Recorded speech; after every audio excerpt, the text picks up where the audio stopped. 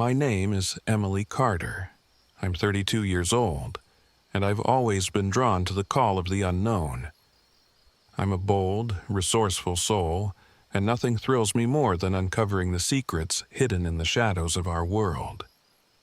It was with that restless spirit and a thirst for adventure that I organized our RV camping trip to Blackwater Ridge, deep in the North Appalachian Mountains of West Virginia. I wasn't alone in this quest. I had my closest friends with me, Jason Reed, Sarah Nguyen, and Mark Dawson. We loaded up the old, creaking RV one brisk autumn morning, the air tinged with excitement and the scent of pine. Jason, ever the pragmatic skeptic, grumbled about ghost stories and local legends, even as he double-checked the maps. Sarah, whose intuition bordered on the uncanny, was unusually quiet, her eyes darting around as if trying to absorb every unspoken detail of the landscape.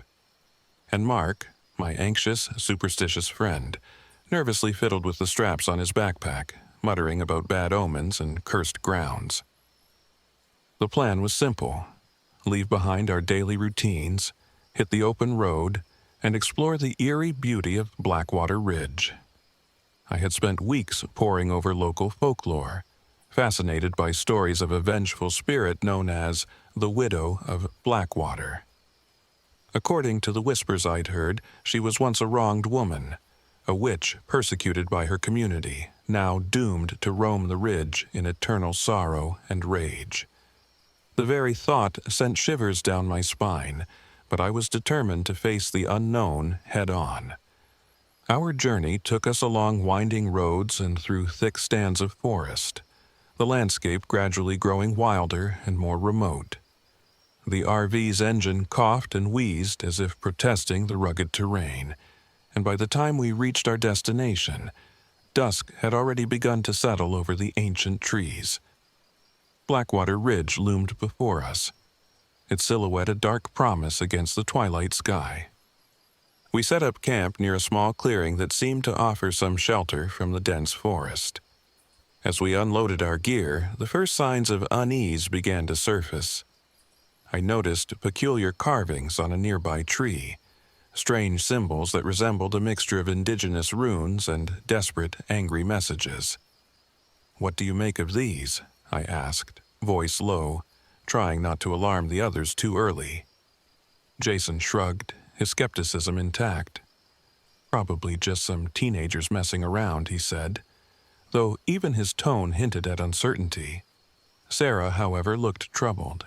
"I can feel something off," she murmured, her gaze fixed on the intricate carvings as if they whispered warnings only she could understand. Mark, ever the pessimist, shivered. "I told you this place was cursed. We should be heading back," he insisted, his eyes darting nervously between the tree and the darkening woods. I reassured him with a firm smile, determined not to let his fears derail our expedition. "We're here for an adventure, Mark. Let's not jump to conclusions before we even settle in."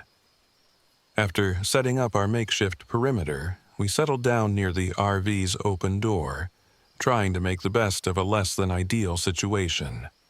Our RV was our sanctuary on wheels, but its generator was unreliable at best. Moments later, as I reached for my phone, the power abruptly cut out, plunging us into an unanticipated darkness. Outside, the only light came from the slowly rising moon and the scattered glimmers of stars above. I tried restarting the generator, my fingers trembling slightly in the cold. "It's just one of those nights," I reassured myself. Yet, as I worked, I couldn't shake the nagging feeling that something was watching us from the gloom. As night deepened, an eerie quiet fell over the clearing. We gathered around a small fire, the dancing flames casting erratic shadows that played tricks on our eyes. The wind whispered through the trees, carrying with it faint, unintelligible murmurs. It was then that we heard it, a distant, almost imperceptible sound, like a low moan echoing from the depths of the forest. My heart pounded as I exchanged uneasy glances with Sarah, who whispered, "Do you feel that chill?" Jason tried to laugh it off, but his smile was forced, and even Mark's usual fretful tone wavered. "It's just the wind," Jason insisted, though I wasn't so sure. The atmosphere had shifted, and the firelight seemed to reveal darker corners in the woods. The following morning, we ventured out to explore the surrounding area. The forest was alive with crisp autumn energy, yet there was an undercurrent of melancholy in the rustle of fallen leaves. We stumbled upon more carvings, this time symbols that seemed to tell a story of pain, betrayal, and sorrow. In a small clearing, near what looked like an old campsite, we found remnants of tattered clothing tangled in the underbrush. Mark's face drained of color as he picked up a torn piece of fabric, its faded pattern suggesting it might have belonged to someone from long ago. That evening, we drove into a nearby town to stock up on supplies and perhaps gather some local insight into the legends of Blackwater Ridge. At a dusty service station on the outskirts, we encountered a reserved local man whose eyes held the weight of many untold stories. In a hushed tone, he warned us, "Don't wander after dark near the ridge. The Witch of Blackwater doesn't take kindly to strangers." His words sent shivers down our spines, but they also only deepened our resolve to discover the truth behind the legend. Back at camp, as darkness enveloped the ridge once more, our unease escalated into palpable tension. The unreliable generator sputtered again, and we were forced to rely on the weak light of our campfire. Sarah sat a little too close to the fire, her eyes wide as if she were listening to voices only she could hear. Mark muttered about the curse and a spirit that's hungry, while Jason tried to keep our conversations mundane, despite the growing fear. It wasn't long before the supernatural made its presence undeniably known. As I stepped outside the RV to investigate a sudden burst of cold air, I caught a glimpse of something, a figure, barely distinguishable from the shadows. For a moment, I thought I saw a woman in a tattered white dress, her face hidden in darkness. My breath caught in my throat as the figure drifted silently behind a tree, vanishing when I tried to focus on her. I rushed back inside, my heart hammering, and told the others what I'd seen. Jason tried to reason with me, suggesting it was nothing more than a trick of the light, but Sarah's eyes filled with tears, and she whispered, "I've seen her before, in my dreams." Mark's frantic insistence that we pack up and leave only heightened the tension. Determined to understand what we were dealing with, I proposed that we research the local legends more deeply.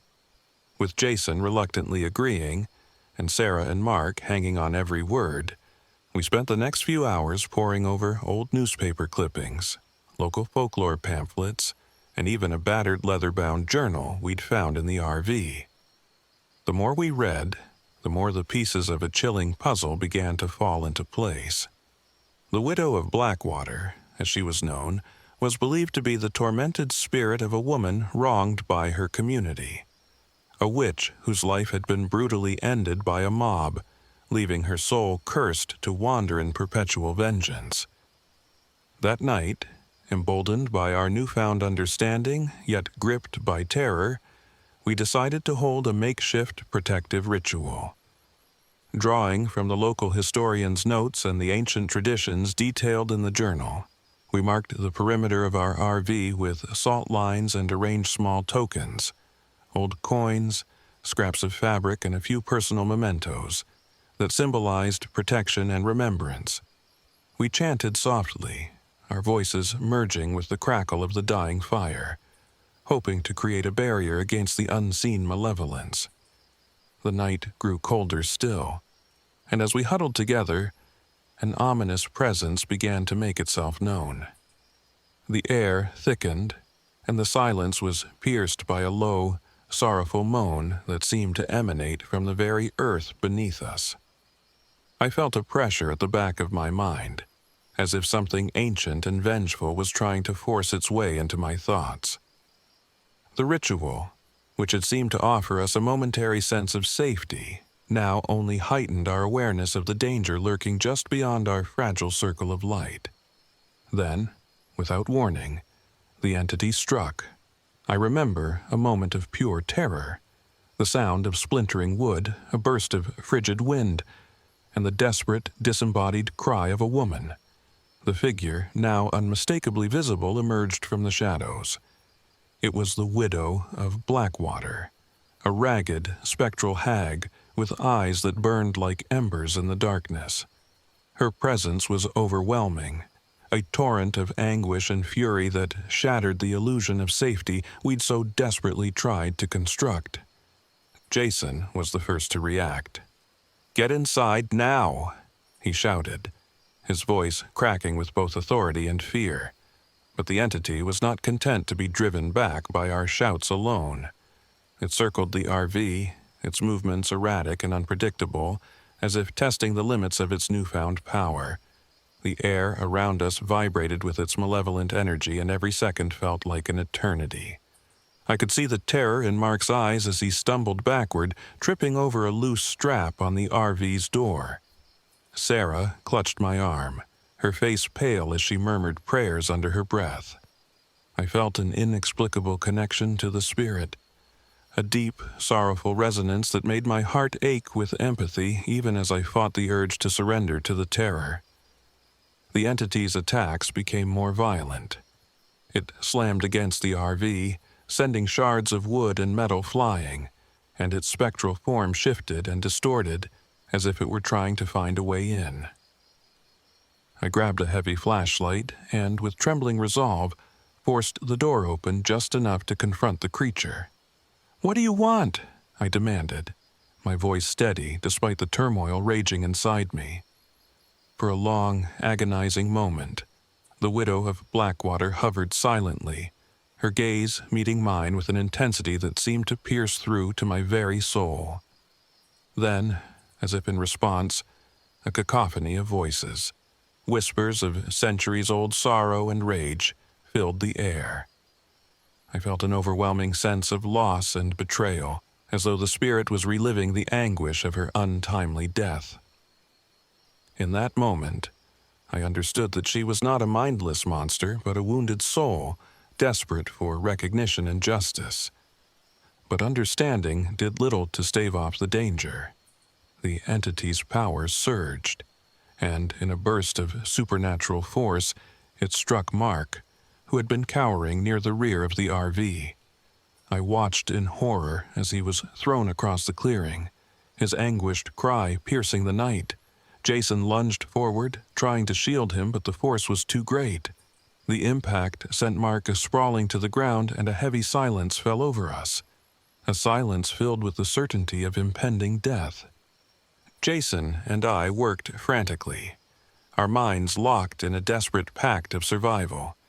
We bolted inside the RV, barricading the door with whatever we could find. Sarah's sobs echoed in the confined space as she clutched a blanket around herself. The sound of the entity's relentless pounding against the RV seemed to shake the very walls of our fragile sanctuary. Time became a blur as we huddled together in the darkness, each of us lost in our own tumult of fear, regret, and disbelief. Every creak of the RV, every gust of wind outside was a reminder that the widow of Blackwater was still out there, relentless in her pursuit. I couldn't shake the image of Mark's lifeless form, nor the anguished look in Jason's eyes as he vowed silently that we would not succumb without a fight. With the first hints of dawn, the entity's fury subsided, its form receding into the shadows as quickly as it had appeared. The silence that followed was heavy and oppressive, laden with the weight of what had transpired. In the pale light of early morning, we emerged from the RV to find evidence of the supernatural on every surface. Deep gouges in the wood, scorched earth around our campsite, and an overwhelming sense of despair that clung to the air.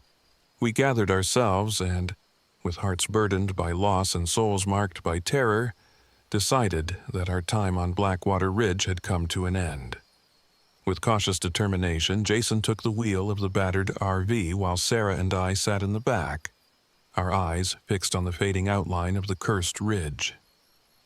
Every mile we drove away was a painful reminder of the night's horrors, a night when the veil between our world and a realm of ancient sorrow had been ripped asunder. In the weeks that followed, I found myself unable to escape the memories of that dreadful night. I spent countless hours poring over the old journal and the local lore, trying to understand the true nature of the widow of Blackwater. I learned that her story was not merely a tale of vengeance, but a tragic narrative of injustice, a reminder of the cruelty that can be wrought when fear and superstition override compassion and understanding. Jason and Sarah tried to return to their normal lives, but the experience had left an indelible mark on all of us. Mark's loss haunted our every step, a stark reminder that some forces are beyond human control. And though I had once reveled in the thrill of adventure, I now understood that some mysteries are best left undisturbed.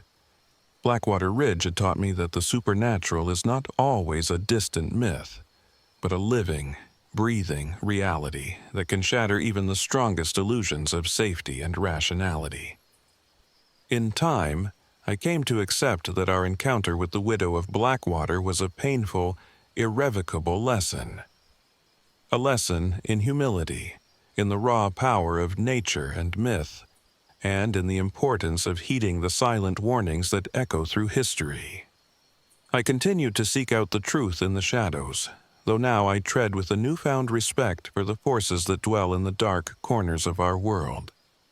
That night on Blackwater Ridge remains etched in my memory as both a curse and a revelation, a moment when the boundaries between the known and the unknowable blurred, and I was forced to confront the very essence of fear, loss, and survival.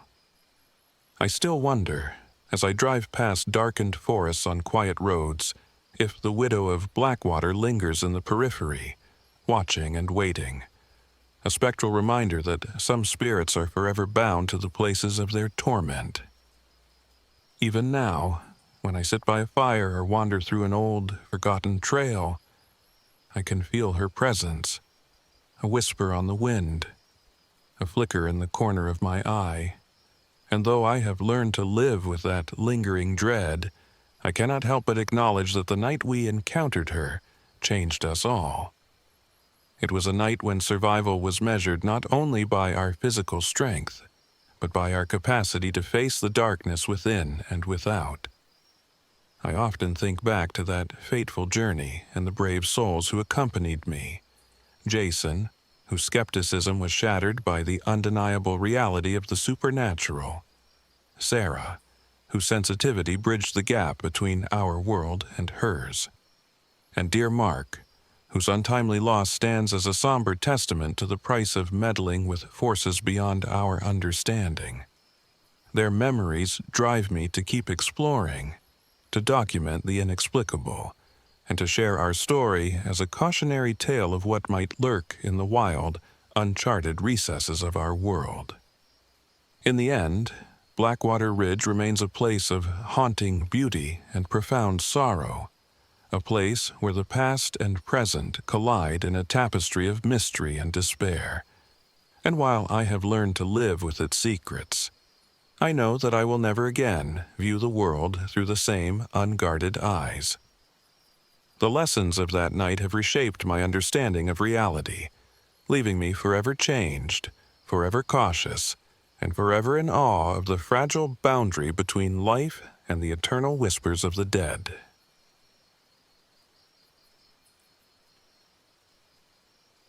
My name is David Brooks. I'm 45 years old, and this happened in the autumn of 2023, when I decided to leave behind the relentless pace of city life and venture into the secluded wilds of Canaan Valley in West Virginia.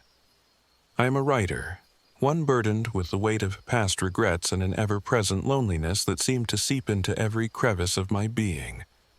My old RV, A battered relic that had seen better days became my chariot for a journey I hoped would bring solace, clarity, and perhaps a way to reconcile with the ghosts of my past. The road to Canaan Valley was long and winding, a series of stretches that tested both the reliability of my aging vehicle and my own resolve. With each mile, I felt a mixture of anticipation and trepidation. The RV's engine stuttered and coughed as we ascended into the Highlands, and I couldn't help but wonder if this mechanical temperamentalness was a metaphor for my own fragile state of mind. Every breakdown and power outage forced me to stop and fiddle with its unreliable electrical system, a constant reminder that even my escape was fraught with obstacles. When I finally rolled into the valley, I was struck by the breathtaking isolation of the place. The expansive meadows, tranquil lakes, and dense woods formed a tableau of nature's untouched beauty, inviting yet filled with a silent, mysterious undercurrent. I parked the RV on a narrow gravel road that skirted a shimmering lake whose surface, in the soft light of twilight, reflected more than just the sky. It mirrored something gentler, almost like an echo of a forgotten memory. I set up a modest camp, unrolling my sleeping bag and arranging a small table for my journal and camera, determined to capture both the beauty and the ineffable sadness that seemed to seep from every tree and ripple on the water. The first night, as I sat outside with my journal and a thermos of lukewarm coffee, I noticed something odd. The lake's surface, usually a simple mirror of the heavens, occasionally revealed a faint, almost imperceptible image. A young woman, dressed in vintage clothing, her eyes sad yet kind. At first, I dismissed it as a trick of the light, a product of my overactive imagination fueled by the loneliness and regret that haunted me. But as the evening deepened and the gentle lullaby of the wind rustled through the trees, the vision persisted. It was as if she were there, watching over me, her presence a quiet invitation to delve into memories I had long tried to bury. In the days that followed, my routine became one of quiet exploration and introspection. I roamed the valley with my camera in hand, hoping to capture the interplay of light and shadow that seemed to animate every corner of this secluded wilderness. Yet, the RV proved to be as temperamental as ever. Its generator would sputter at crucial moments, plunging me into darkness, forcing me to rely on the fading light of dusk and the flickering beam of my flashlight. These mechanical failures, while inconvenient, also served as a reminder of my isolation.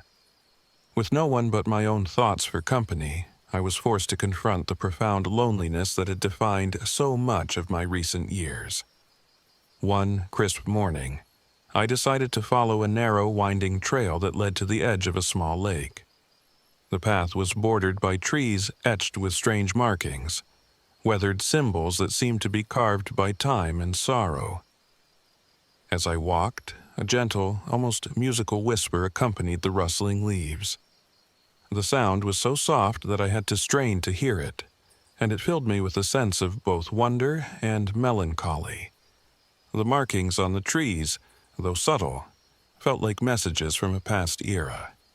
Hints of the story lost to time, yet somehow intertwined with my own.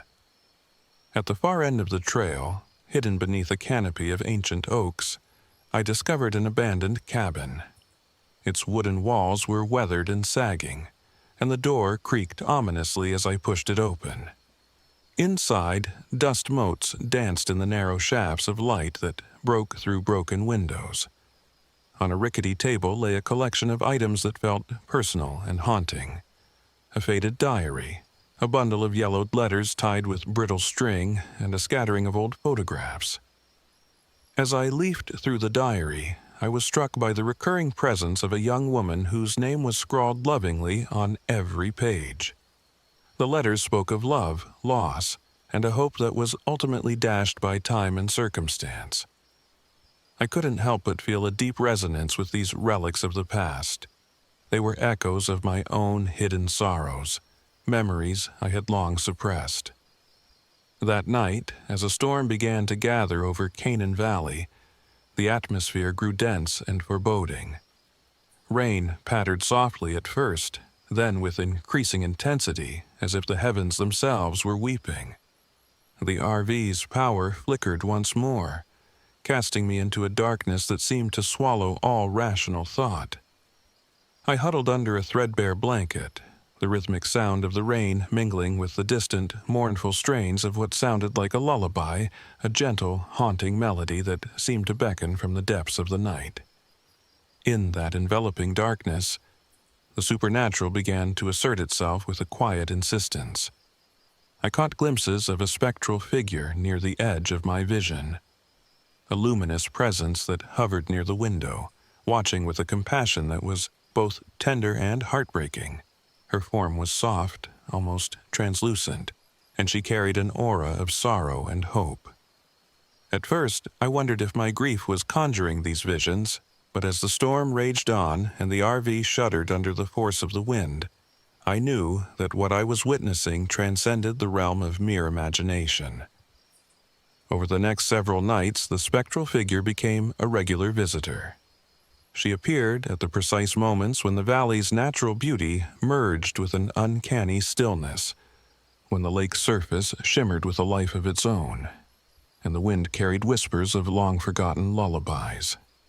I began to document these occurrences in my journal, capturing both the visual traces and the profound emotions they stirred within me.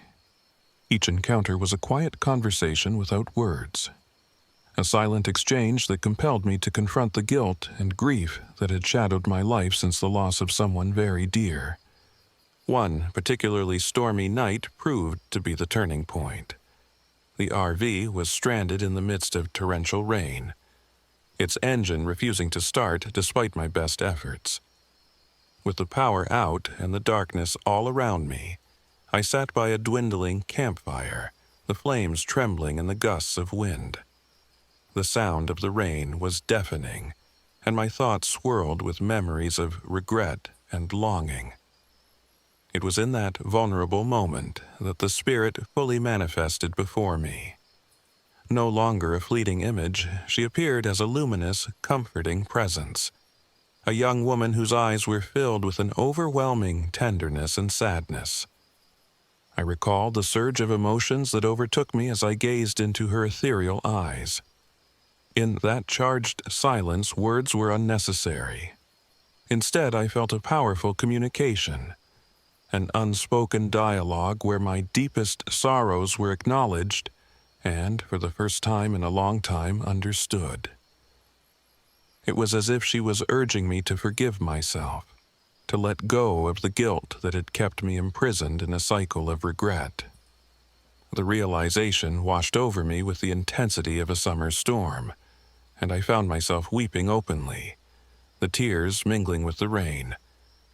In the midst of that emotional confrontation, I sensed that I was not alone. The spirit's presence was not meant to terrify, but to guide me toward healing. I reached out instinctively, though my hand met only the cool night air. Yet, in that gesture, I felt a connection so profound that it transcended the physical. The storm raged on outside, but inside, something had shifted. I no longer felt the oppressive weight of isolation. Instead, I was filled with a tentative hope, a promise that perhaps I could move forward from the pain that had defined me for so long. The following morning, the storm subsided, leaving behind a valley washed clean and glistening in the pale light of dawn. I set to work on repairing the RV, a task that, despite the lingering challenges, felt imbued with new meaning. With the assistance of a local mechanic, a kindly, soft-spoken man whose eyes held the wisdom of many such storms, I managed to coax the old engine back to life. As the RV rumbled into motion, I couldn't help but feel that I was also moving forward, leaving behind the darkness of my past and venturing into a future that, while uncertain, held the promise of renewal. In the quiet hours of the day, I continued to explore Canaan Valley. I retraced my steps to the abandoned cabin where the diary, letters, and photographs had become more than relics. They were keys to unlocking the buried parts of my soul. I spent long hours poring over the words and images, each one a window into a past life filled with both joy and sorrow. The spectral figure, ever watchful, appeared intermittently during these moments, her presence a comforting reminder that I was being guided toward a deeper understanding of myself. As the days turned into weeks, my journal filled with a tapestry of reflections, accounts of the storm, the RV's quirky breakdowns, and the gentle, persistent visits of the ghostly woman. I wrote about the haunting beauty of the valley, how the lake's still waters seemed to hold the collective memories of those who had loved and lost, how the whispering winds carried fragments of old lullabies that soothed the soul, and how the delicate interplay of light and shadow transformed the mundane into the magical. One afternoon, while sitting by the lake with my journal open on my lap, I noticed something new. In the reflection of the water, beside my own weary face, the ghostly figure stood side by side with me. For a moment, we simply existed together, two souls bound by an unspoken understanding of pain and hope. It was as if she had merged with the very essence of the valley, a living symbol of the healing that nature so generously offered. I began to accept that her appearances were not harbingers of doom, but gentle nudges toward reconciliation with my past. Each visit, each silent conversation chipped away at the walls I had built around my heart. I realized that the spirit, though rooted in the local folklore of benevolent guides for lost souls, was also deeply personal, a manifestation of the part of me that longed for forgiveness and renewal. On my final night in Canaan Valley, as I prepared to pack up and leave, I sat by a small, carefully maintained fire and reflected on the journey that had transformed me. The old RV, now more than just a vehicle, had been both a prison and a sanctuary during those days of solitude. The storm, the power outages, and the eerie, inexplicable phenomena had all been part of a tapestry that wove together my grief and my gradual healing. The ghostly presence of the young woman, the silent guardian of this remote wilderness, had shown me that even in our darkest moments, there is beauty and hope to be found. In that quiet, introspective moment, I wrote in my journal, "I have journeyed into solitude not to escape my past, but to confront it head-on. In the silent echoes of Canaan Valley, I have found a way to forgive myself, to honor the memories that once haunted me, and to embrace the possibility of a future unburdened by regret." Her image, lingering in my mind's eye, was no longer a source of sorrow, but a symbol of the healing power of acceptance. As I started the engine and began the drive back to the bustling world I had left behind, I carried with me the quiet strength that comes from having faced one's inner demons. The ghostly figure, now a cherished part of my memories, remained in the back of my mind. A gentle reminder that the path to healing is often found in the quiet corners of the soul, in the reflective embrace of nature, and in the courage to confront the past with compassion. My journey through Canaan Valley had not been an escape, but rather a pilgrimage, a quest for understanding and redemption that changed me forever.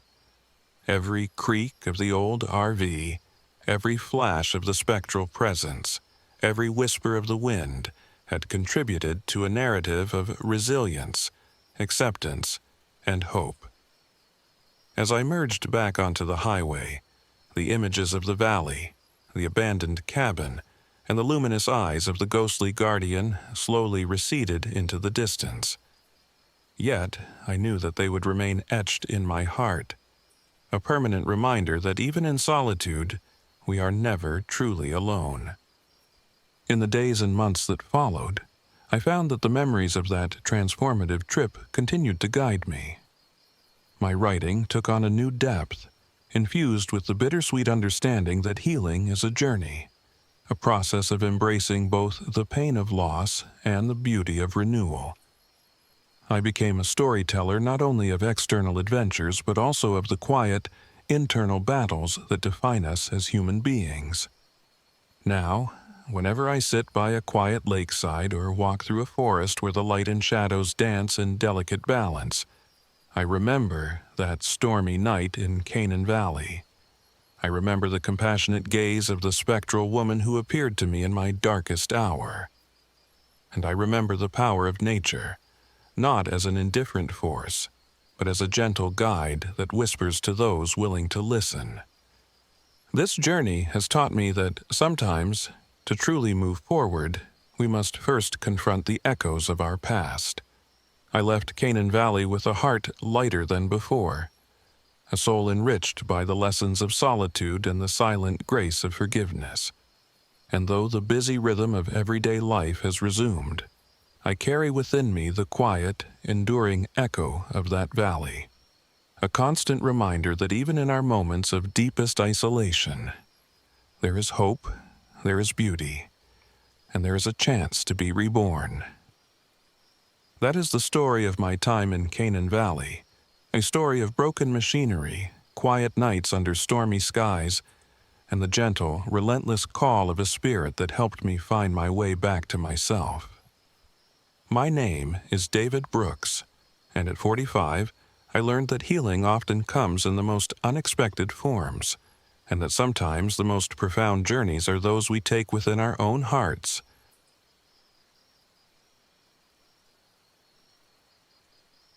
My name is Jack Thompson, and I'm 38 years old.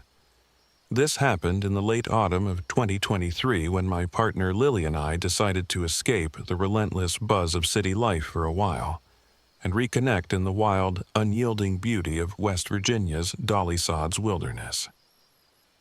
I had always prided myself on my self-reliance and rugged nature, yet nothing in my experience had prepared me for the terror that awaited us in those isolated backwoods.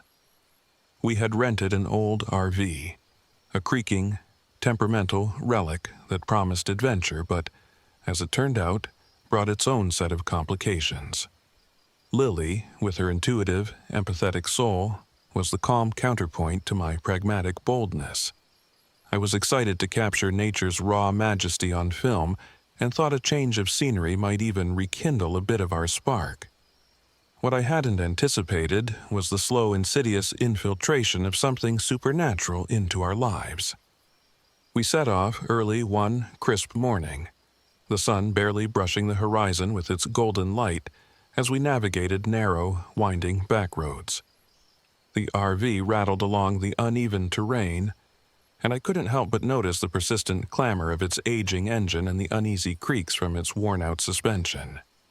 I joked about it being as temperamental as a live wire, but deep down, I felt an inexplicable trepidation. Lily was quiet during most of the drive. Her eyes often drifted to the sprawling vistas outside. Dense forests intermingled with barren, rocky outcrops that spoke of nature's raw, untamed power. I could sense her concern, but I dismissed it as a natural apprehension about venturing into unfamiliar territory. We finally arrived at our chosen campsite near a barely visible trailhead deep within Dolly Sods. The area was both stunning and desolate. A vast, windswept plain dotted with gnarled trees and patches of scrubby vegetation. I unloaded our gear, and while I began setting up the RV in a clearing, Lily set out on a short walk to familiarize herself with our surroundings. It was during one of those early twilight walks that the first unsettling signs made themselves known. As dusk fell, the forest seemed to come alive with a chorus of rustling leaves and distant mournful sounds. I was in the process of lighting a small lantern near the RV when I heard soft, almost imperceptible whispers riding the chill wind. The voices were low and sorrowful, carrying an ancient cadence that sent shivers down my spine. I assumed it was the wind through the trees, yet something in the tone of those murmurs felt too human, too laden with despair. Inside the RV, Lily was busy organizing our photography equipment. I joined her, and as we shared a quiet dinner, I couldn't shake the feeling of being watched. "Did you hear that?" Lily asked softly, her eyes wide with an unspoken fear. I hesitated before replying, "Hear what?" But I knew the answer. Somewhere outside, beyond the thin walls of our mobile shelter, something was stirring. The next day, determined to brush aside our uneasy feelings, we ventured out to explore the surrounding trails. The beauty of Dolly Sods was undeniable. Vast expanses of rugged terrain, hidden clearings, and surreal rock formations. I took countless photos, trying to capture the interplay of light and shadow on the rocky outcrops, while Lily scribbled notes in her journal, her hand trembling ever so slightly. The day was bright, but an undercurrent of tension marred our excitement. That night, however, was different. The RV's old engine sputtered to a halt on a lonely stretch of road, leaving us stranded just as a dense fog rolled in. We returned to our campsite on foot, the dense mist swallowing the landscape until only vague silhouettes remained. Inside the RV, the atmosphere was oppressive. Lily discovered that our belongings had been rearranged during the night. Small items moved from their usual places, as if by an unseen hand.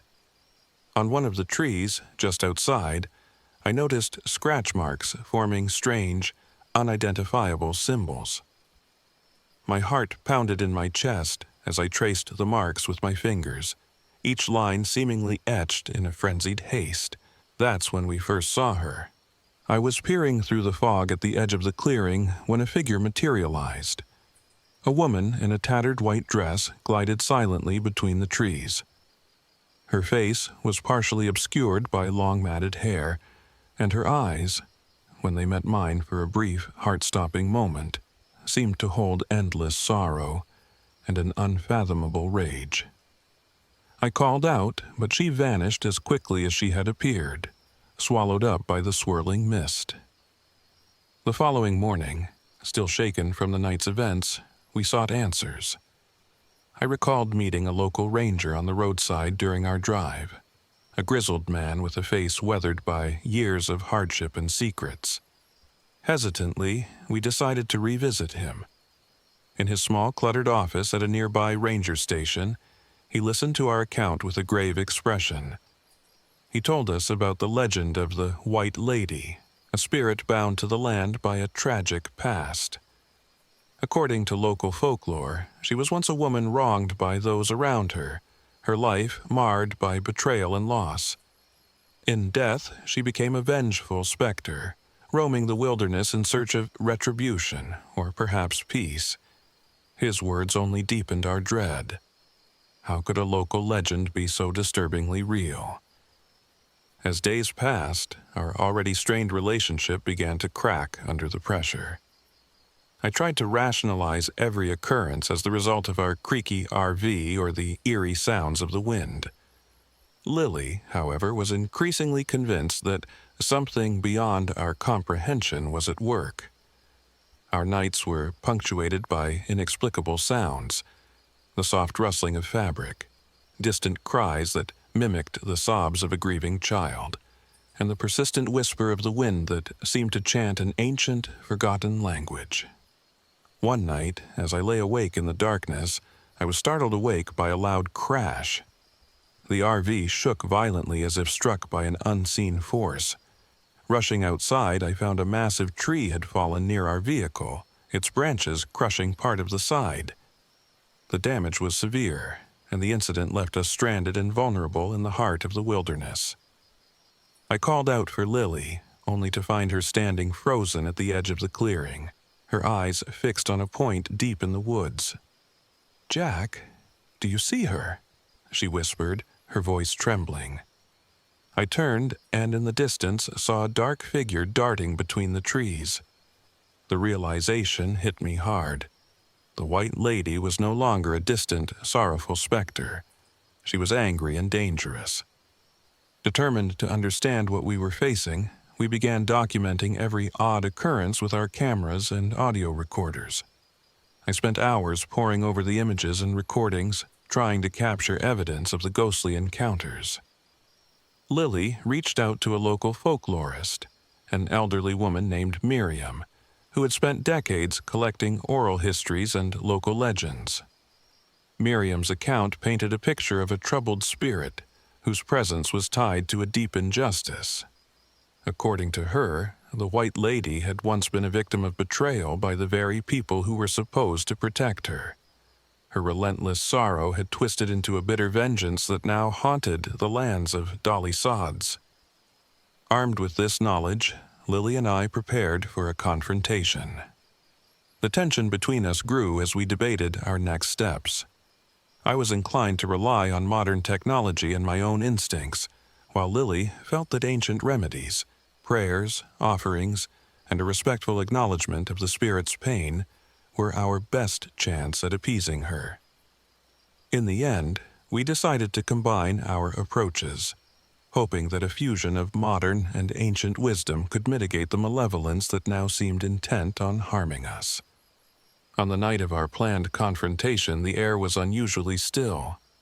The dense fog had returned, enshrouding our campsite in an almost tangible veil of dread. With a makeshift shrine set up near the fallen tree, we arranged a small offering of tokens, a few personal mementos, a faded photograph of a loved one, and a few humble items gathered from the surrounding woods. I recited a prayer I had found in Miriam's notes, my voice steady despite the tumult within. Lily, her eyes glistening with unshed tears, chanted softly along with me, her voice weaving through the silence like a fragile thread of hope. For a long, agonizing moment, nothing happened. Then, as if summoned by our combined resolve, the temperature plummeted. The ghostly whispers returned, louder and more insistent than ever before. Out of the swirling fog, the White Lady emerged once again. This time, her form was more distinct, her eyes burning with an unholy light. She moved with an otherworldly grace, her presence both mesmerizing and terrifying. In that critical moment, I felt a surge of conflicting emotions. My instincts screamed at me to flee, yet I found myself rooted to the spot, compelled by the need to confront the darkness that had invaded our lives.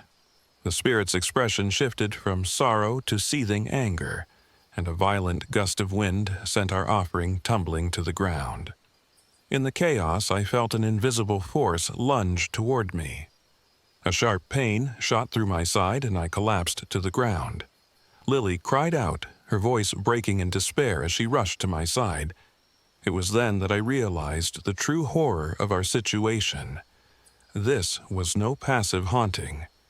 The White Lady was a dangerous, violent force, capable of inflicting real physical harm. I fought through the pain and managed to reach for my camera, capturing the spectral figure as she hovered over me with malevolent intent. Lily's pleas mingled with the tumultuous sounds of the wilderness, and I struggled to keep consciousness as the spirit's icy grip threatened to pull me into oblivion. In those final moments, as darkness edged in, I could see Lily's face twisted in fear and determination, her eyes, filled with both love and terror, locked with mine. "You have to fight her," she whispered desperately, her voice echoing in the void between life and death. With the last reserves of strength, I managed to push her away and crawl toward our makeshift shrine, our only anchor in that surreal nightmare. Lily, meanwhile, took charge in a way that was both heartbreaking and inspiring. With trembling hands, she retrieved an old, leather-bound book of local prayers and incantations from our RV, a relic from her own childhood, imbued with a quiet, ancestral wisdom. As I struggled to remain conscious, I watched through a haze as she began to chant, her words rising in a steady, powerful cadence that defied the chaos around us. The spirit's shriek was deafening, a sound that seemed to reverberate through the very fabric of the night. The ground beneath us trembled, and for a moment, time itself seemed to fracture. In that split second of surreal terror, I felt a shift, a subtle change in the spirit's demeanor. The fierce, vengeful glare in her eyes softened into something resembling sorrow.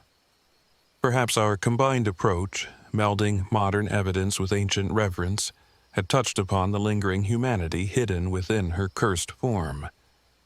It was not an instant reprieve, but a gradual easing of the malevolent energy. The White Lady's form wavered as if caught between worlds. Then, in a final heart-wrenching moment, she reached out one last time. I felt a cold hand graze my cheek, a bittersweet caress that was both an apology and a farewell.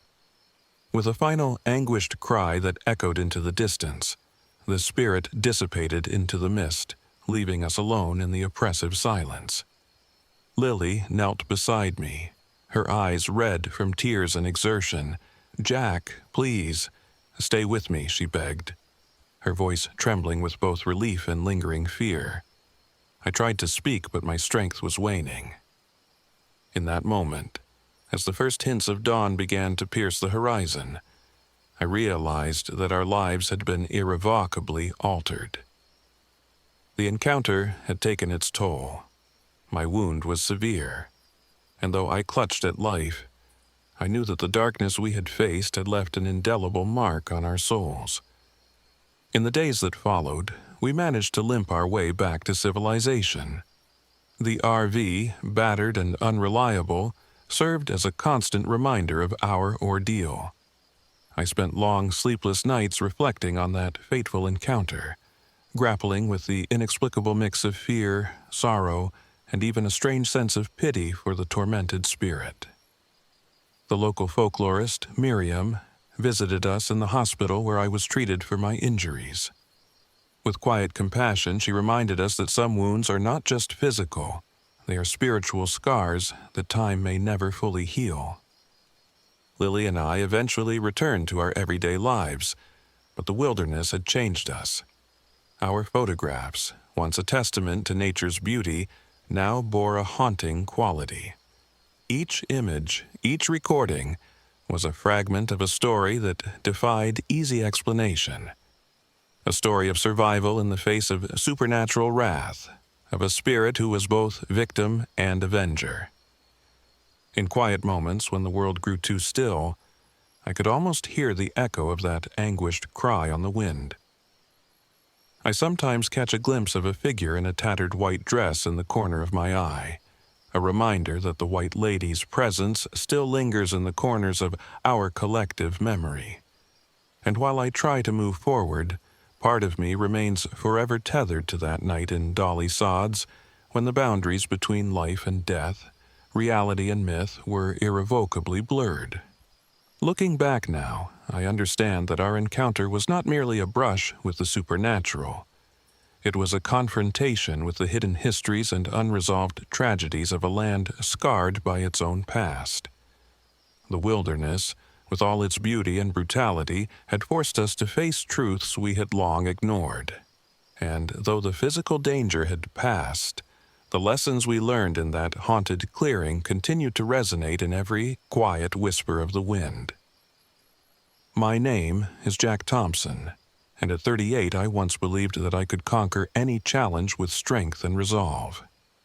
But that fateful night taught me that sometimes survival depends not on brute force, but on understanding the sorrowful echoes of a wounded soul, and on having the courage to listen when the wind speaks of forgotten tragedies.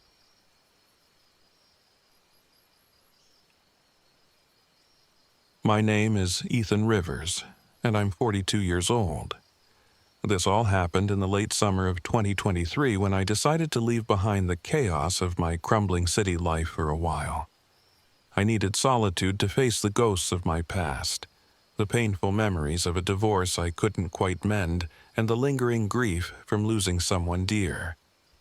I rented an old RV, my mobile sanctuary, and headed for the rugged expanses of New River Gorge National Park in West Virginia, hoping that the isolation and raw beauty of the Appalachian wilderness might help me find some kind of renewal. The RV itself was a relic, prone to power failures and creaking noises that echoed with every mile on the rough back roads. Even before I arrived, the vehicle seemed to protest against the long journey ahead. Yet I welcomed the challenge.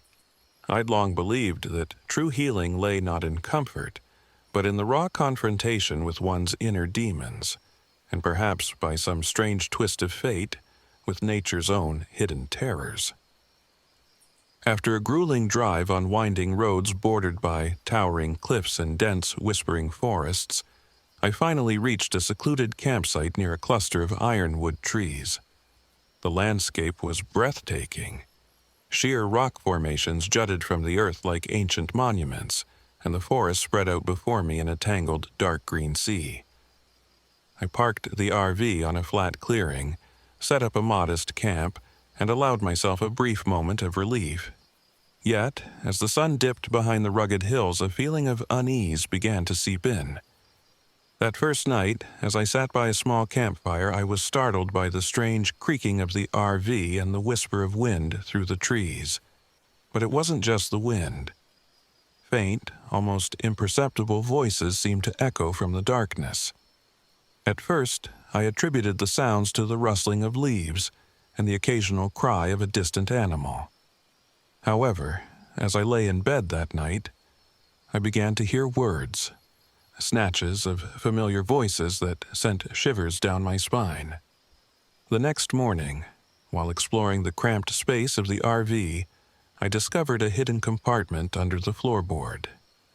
Inside lay an old, leather-bound journal, yellowed with age and filled with handwritten notes. The entries described unsettling phenomena, strange symbols carved on trees, unexplained scratches on the RV, and eerie whispers in the night. What struck me most were the accounts of a creature called the Ironwood skinwalker, a being from indigenous folklore that could assume the appearance and voice of someone the victim deeply loved. The journal hinted that this entity preyed upon vulnerable souls, drawing them into despair by manifesting as lost loved ones or friendly faces from the past. I felt a chill run through me as I read the entries. The descriptions were disturbingly vivid, and many details mirrored the odd occurrences I had experienced since arriving. It was as if the journal had been left behind for someone in my exact position, someone with regrets and a haunted past. I tried to shake off the creeping dread, convincing myself that it was merely a collection of old superstitions, a relic of a time when people explained away the unexplainable with legends and ghost stories. But deep down, I couldn't help but wonder if my solitude had drawn more than just my own memories into this isolated corner of the world. Over the next few days, I busied myself with small repairs on the RV, all the while trying to ignore the persistent feeling of being watched. Every evening, as twilight descended and the forest dimmed into shadow, I noticed odd marks etched into the wood of the RV and nearby trees. The symbols were crude, yet deliberate, resembling the markings from the journal. One night, while I sat watching the fire dance, I thought I saw a shape, a fleeting, dark silhouette that vanished when I blinked. My rational mind insisted it was just a trick of the light, but the feeling of dread only grew. One particularly foggy night, as I was settling into the worn cot in the back of the RV, I heard a noise that froze me in place. It was a soft, echoing whisper that seemed to call my name, but in a voice that sounded both familiar and distorted. I grabbed my flashlight and stepped outside into the thick, swirling mist.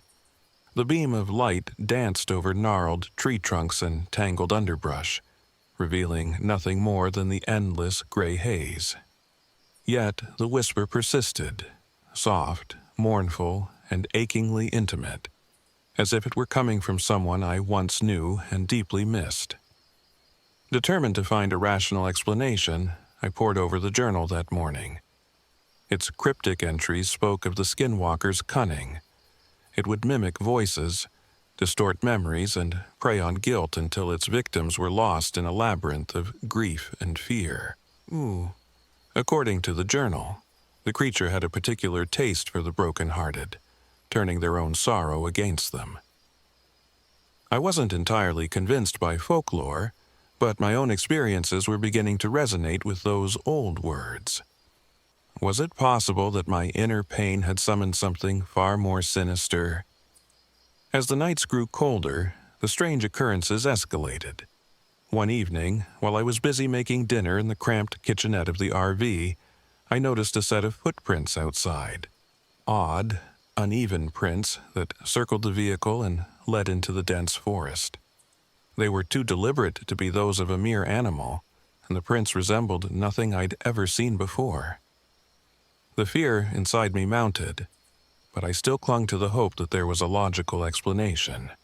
A stray hiker, perhaps, or some natural phenomenon I couldn't yet comprehend.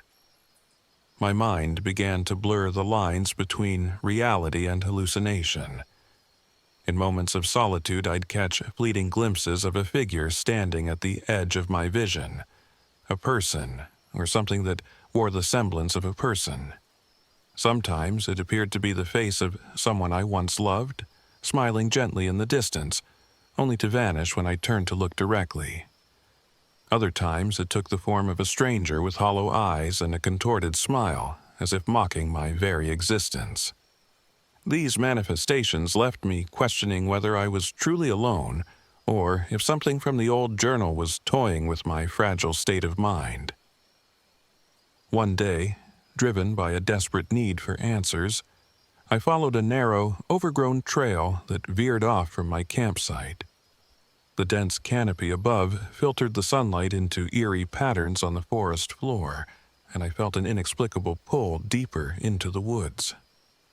After a long, solitary walk, I stumbled upon an abandoned cabin nestled among the towering ironwood trees.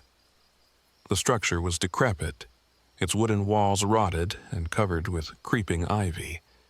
It exuded an aura of forgotten history and latent sorrow. Inside the cabin, the air was heavy with decay and memories. Broken furniture lay strewn about, and remnants of old newspapers and personal items hinted at a life once lived here.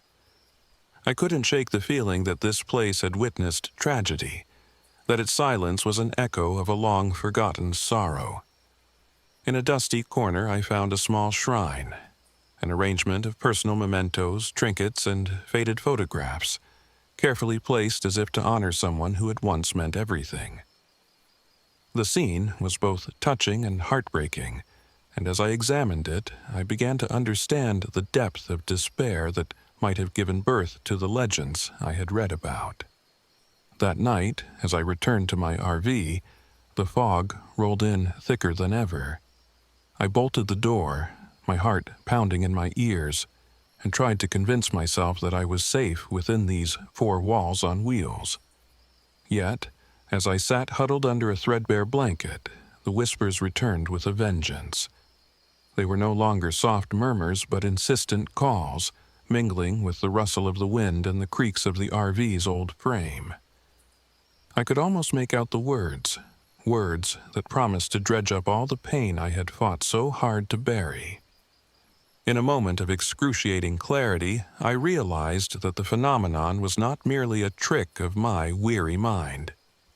The journal had warned of the Ironwood skinwalker, a shapeshifter that exploited the vulnerabilities of those it encountered. And now it seemed that very creature was reaching out to me, manipulating my grief with cruel precision. The figure that I saw at the edge of the clearing, the footsteps that circled my RV, and the voices that whispered my name, all were manifestations designed to break me down from the inside. I knew I had to confront this terror, to reclaim my sanity and, perhaps, my soul. I gathered the journal, its brittle pages a testament to both past horrors and the possibility of survival. I resolved to retrace the old owner's steps, to piece together the ritual that was said to weaken the skinwalker's hold on its victims. The journal mentioned a clearing near the abandoned cabin, a place where the ancient ironwood trees formed a natural circle, According to the notes, this was the only spot where the entity could be forced to reveal itself and be confronted head-on. On a moonless night, I loaded my few belongings, fixed a flickering lantern on the dashboard, and set off toward the clearing.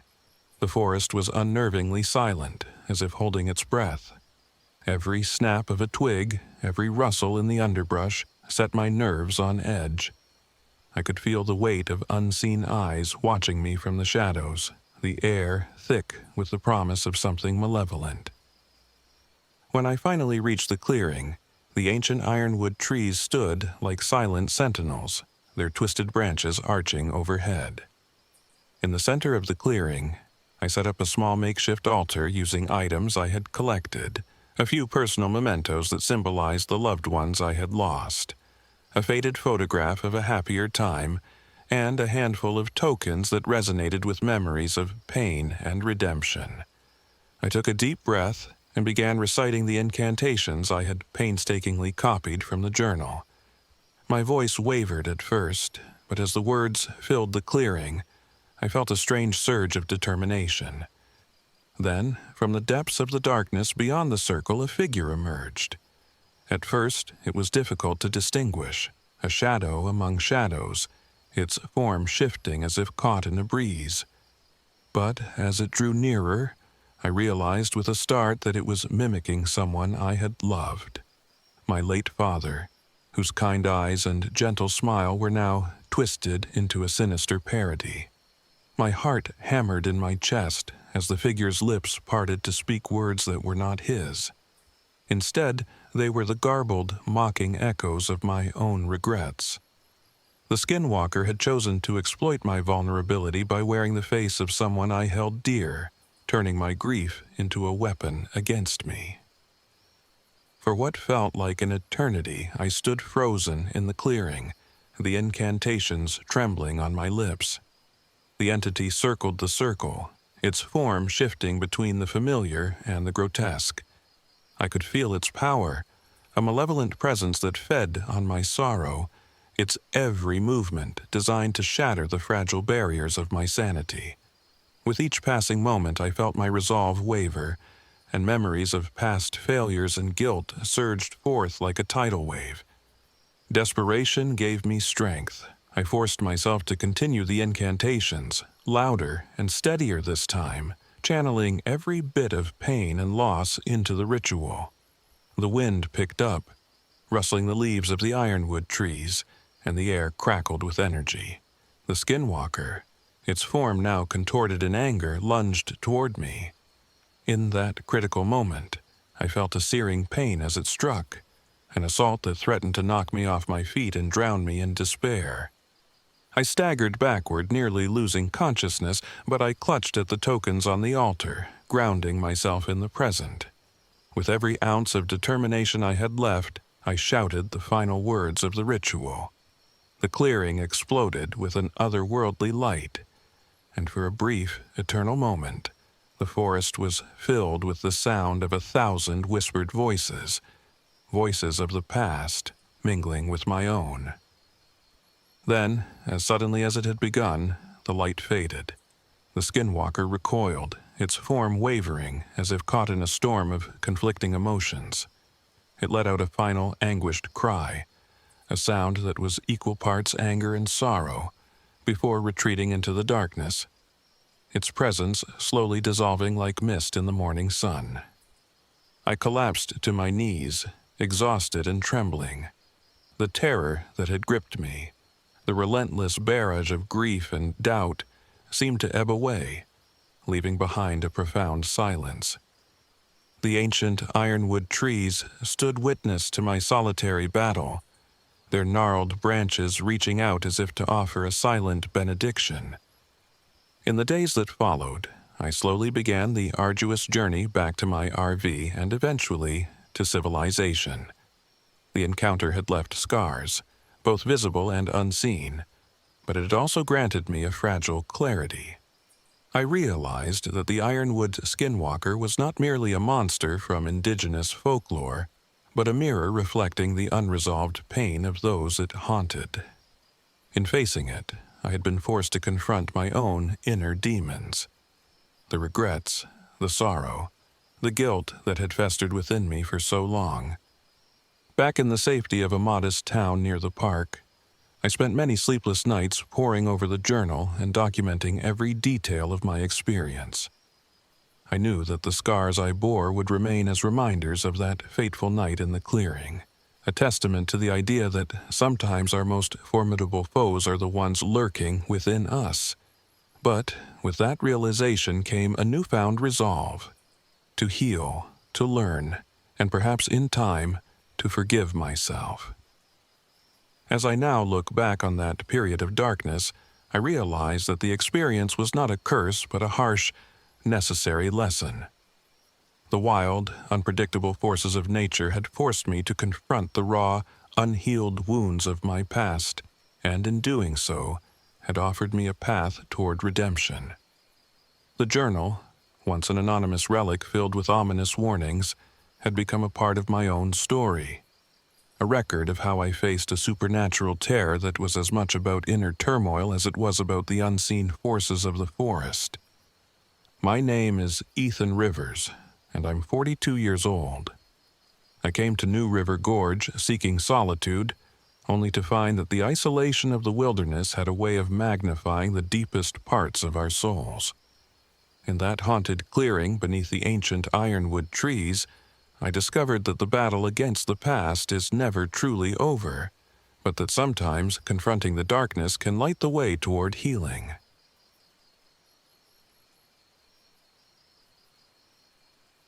My name is Alex. I'm 32 years old, and I've always been drawn to the unknown.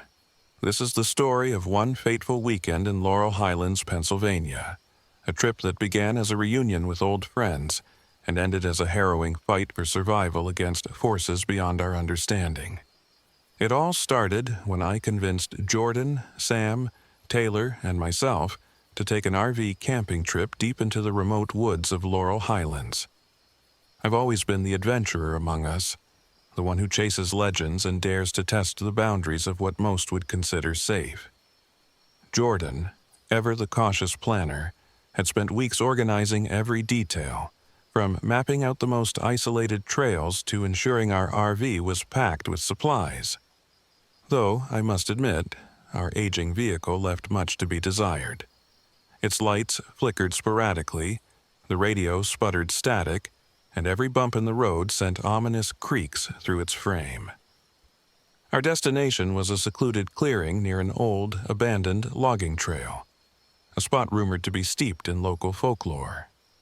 As we drove along the winding back roads, Taylor, a resident skeptic and scientist, peppered us with comments about natural phenomena and logical explanations for every eerie sound.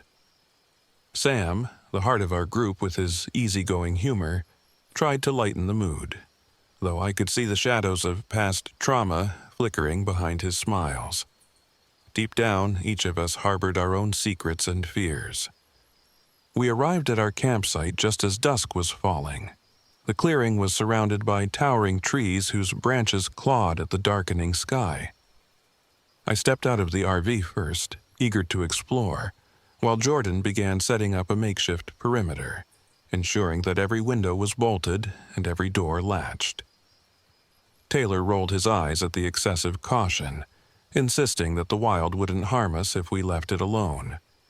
Sam, meanwhile, unloaded the last of our supplies, his laughter echoing even as a strange chill ran down my spine. That first night, the stillness of Laurel Hollow was almost palpable. I sat outside the RV with a cup of lukewarm coffee, staring into the encroaching darkness. That's when I noticed it. The trees around us bore peculiar symbols, etched roughly into their bark. The markings were primitive, almost as if carved by hands driven by ancient rituals.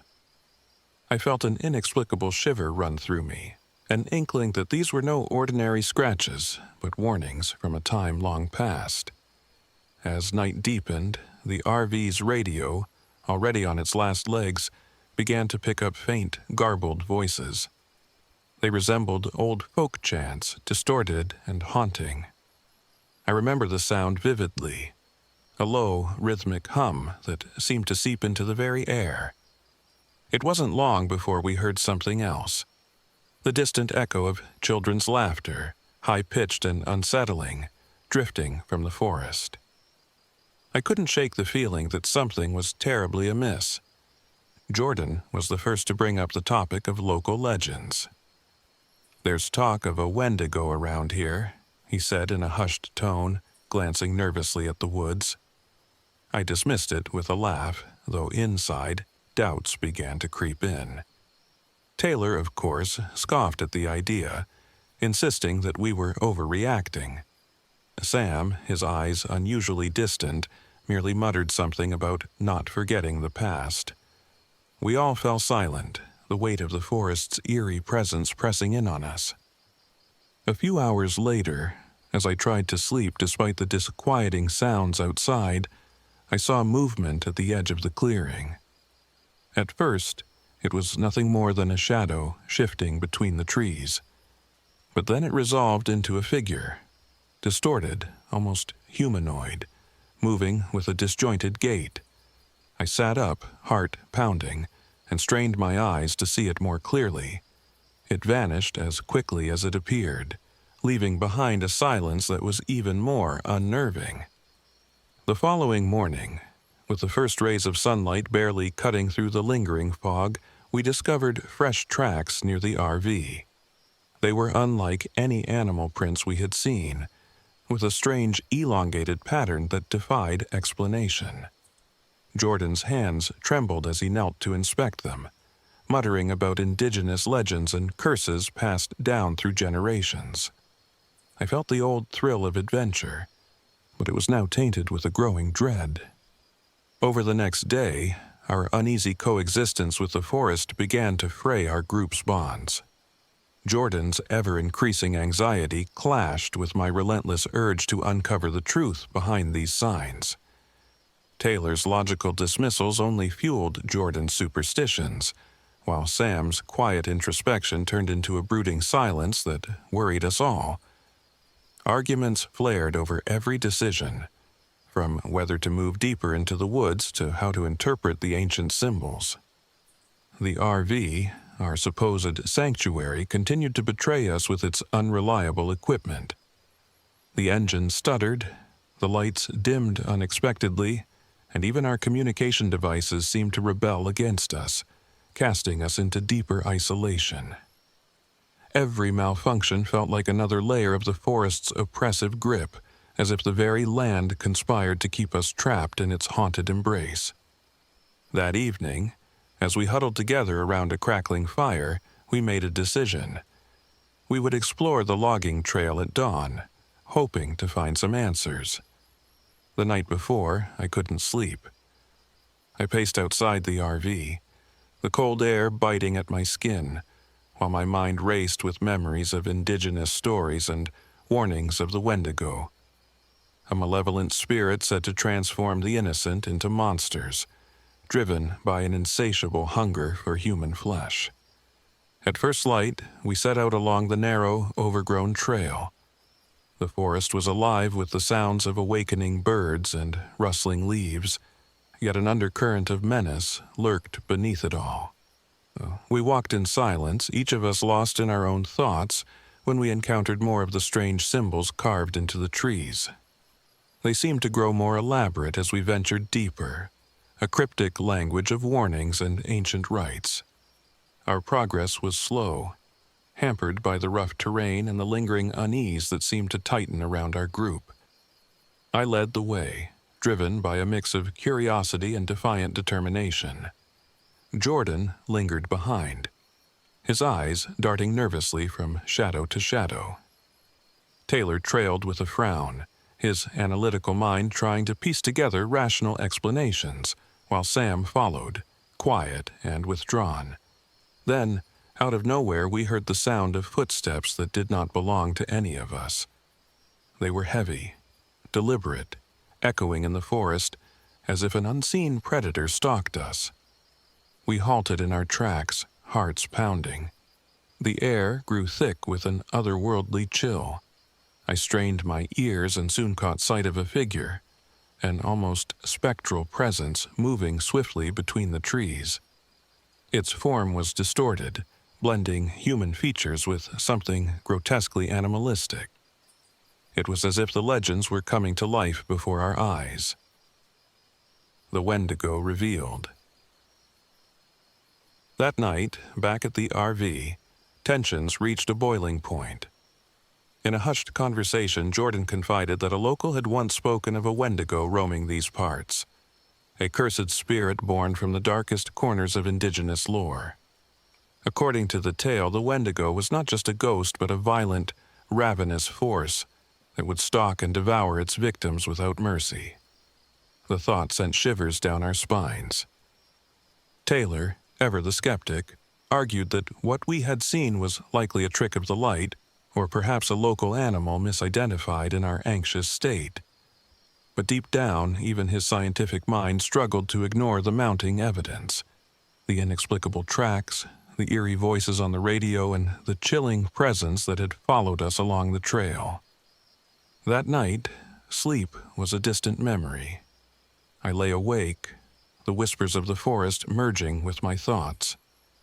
In the dead of night, the RV's engine sputtered to life unexpectedly, its headlights cutting through the darkness.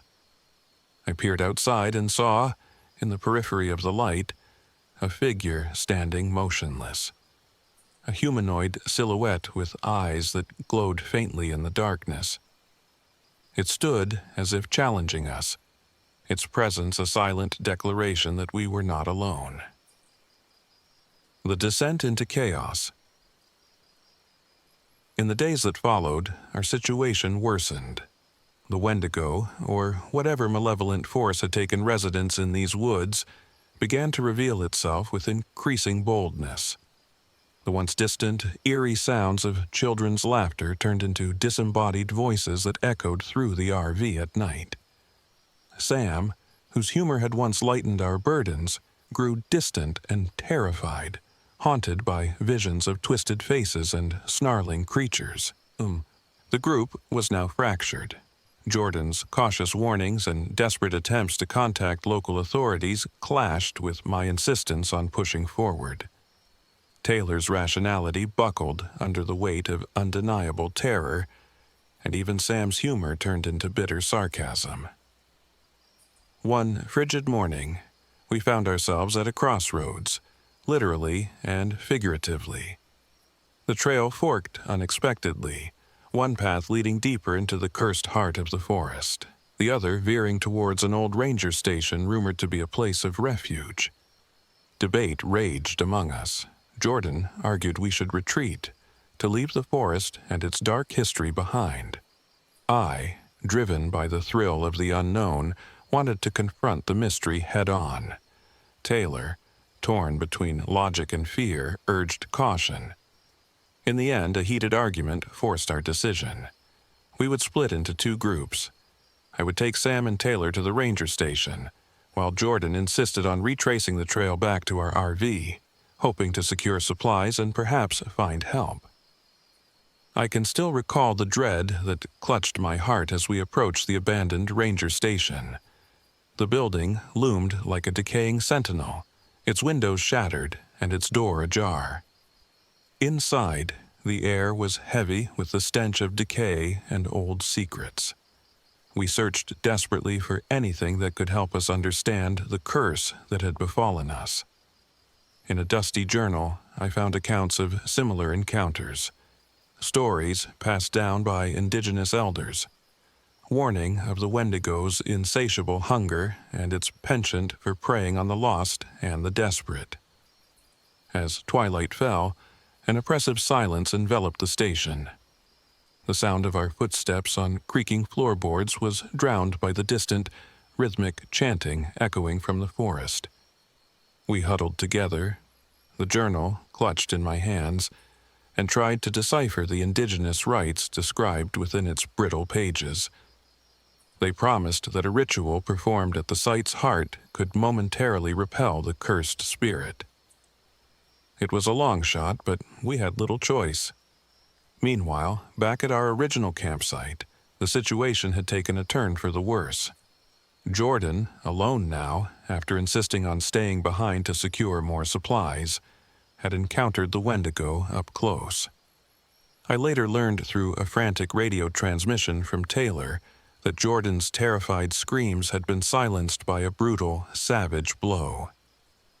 His body was found later, a grim testament to the Wendigo's violent nature. A clear sign that the creature was not merely an ominous presence, but a deadly force that struck with lethal precision. The loss of Jordan shattered whatever remaining hope we had. With heavy hearts and trembling resolve, we prepared for what might be our final stand. Under the ghostly glow of the full moon, we gathered the salvaged equipment, the indigenous charms we had cobbled together from the journal's instructions, and our dwindling courage. The forest around us was alive with malevolent energy, the very air thick with despair and the promise of death. We ventured back to the clearing where our journey had begun, our steps measured and hearts pounding in unison. There, amid the gnarled trees and ancient symbols, the Wendigo revealed itself fully. It was a grotesque amalgam of man and beast, with eyes burning like coals and limbs that moved with a terrifying, unnatural agility. Its presence was overwhelming, a force of nature unleashed, driven by a hunger that seemed to defy reason. In that moment of confrontation, all our personal battles converged. Taylor's scientific skepticism crumbled as he witnessed the unexplainable. Sam's quiet trauma erupted into paralyzing fear, and my own fervor for adventure gave way to desperate determination. We formed a fragile circle, reciting the indigenous chants from the journal as best we could, our voices trembling but united in purpose. The ritual, described as a temporary banishment of the spirit, was our last hope against the creature's wrath. The Wendigo snarled, advancing on us with an inhuman speed. The air vibrated with the sound of its growls and the rhythmic pulse of our collective heartbeat. For a moment, time seemed to slow as we stared into its abyssal eyes. In that gaze, I saw not just a monster, but the embodiment of our deepest fears, the isolation, the madness of survival in a world that had forgotten us. Then, as if the forest itself had taken pity on our mortal frailty, a surge of energy exploded from the ancient symbols around us. The ritual took hold. A blinding flash of light filled the clearing, and the Wendigo's advance faltered. It shrieked, a sound that resonated with both rage and agony, before retreating into the dark recesses of the forest. We were left panting, soaked in sweat and terror, yet alive. In the eerie silence that followed, we gathered ourselves and mourned the loss of Jordan, a sacrifice that weighed heavily on each of us. The forest, once our playground of legends, now seemed an endless expanse of haunting memories and whispered regrets. Taylor's eyes, once filled with confident skepticism, now held a quiet sorrow as he admitted that some mysteries were beyond the grasp of logic. Sam, whose laughter had once filled our darkest hours, became a solemn figure, his humor replaced by a haunted silence that spoke of nightmares yet to come. I remained the reluctant adventurer, scarred by the revelations of that cursed weekend. I had come seeking the thrill of the unknown, and I found something far more terrifying, a glimpse into a world where ancient curses and modern despair collided in a dance of death. The indigenous rites that saved us that night were not a permanent solution, but a temporary respite, a reminder that some forces, born of the earth and the souls of those who once walked it, remain forever wild and untamed. In the weeks that followed, I struggled to reconcile the horror of our experience with the rational world I had always believed in. I tried to explain the events away as a series of unfortunate coincidences, equipment failures, misidentified shadows, and the power of suggestion fueled by local lore. But deep down, I knew that what we encountered in Laurel Highlands was real. The forest had shown us that legends are not merely stories for frightened children. They are echoes of an ancient truth, a reminder that the wild holds secrets that man was never meant to uncover. Every time I close my eyes, I see the glint of the Wendigo's eyes and hear the fading strains of that indigenous chant. The memory of Jordan's final moments, the desperate hope of our ritual, and the painful unity of a group brought together by sheer survival, it all lingers like a dark stain on my soul. I have since left Laurel Highlands, seeking solace in the mundane comforts of everyday life, but the wilderness calls to me in the quietest moments. I know that somewhere in the depths of those ancient woods, the spirit of the Wendigo still roams, waiting for the next foolhardy soul to disturb its domain. I share this story not to thrill or terrify, but to warn those who might one day seek the seductive lure of forgotten legends. The wild is not a playground for the curious. It is a realm where the boundaries between the natural and the supernatural blur, and survival becomes a desperate battle against forces that defy comprehension. My name is Alex. I'm 32 years old, and I learned the hard way that some mysteries are best left undisturbed. Even now, when the wind howls through the trees on a dark, cold night, I cannot help but wonder if the Wendigo and the other ancient spirits of Laurel Highlands might one day return to claim more than just the lost and the curious. Until that day, I live with the scars of that dreadful weekend, a constant reminder that in the heart of the wilderness, every shadow hides a secret, and every whisper could be your last.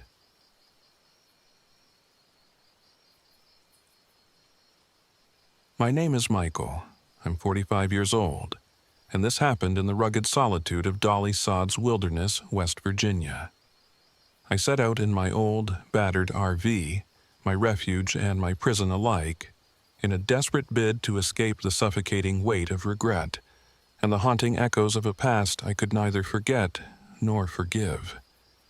After a painful divorce that left me estranged from my family and drowning in self-reproach, I decided that isolation might finally offer me the space to breathe and, perhaps, heal. The RV was a relic of better days.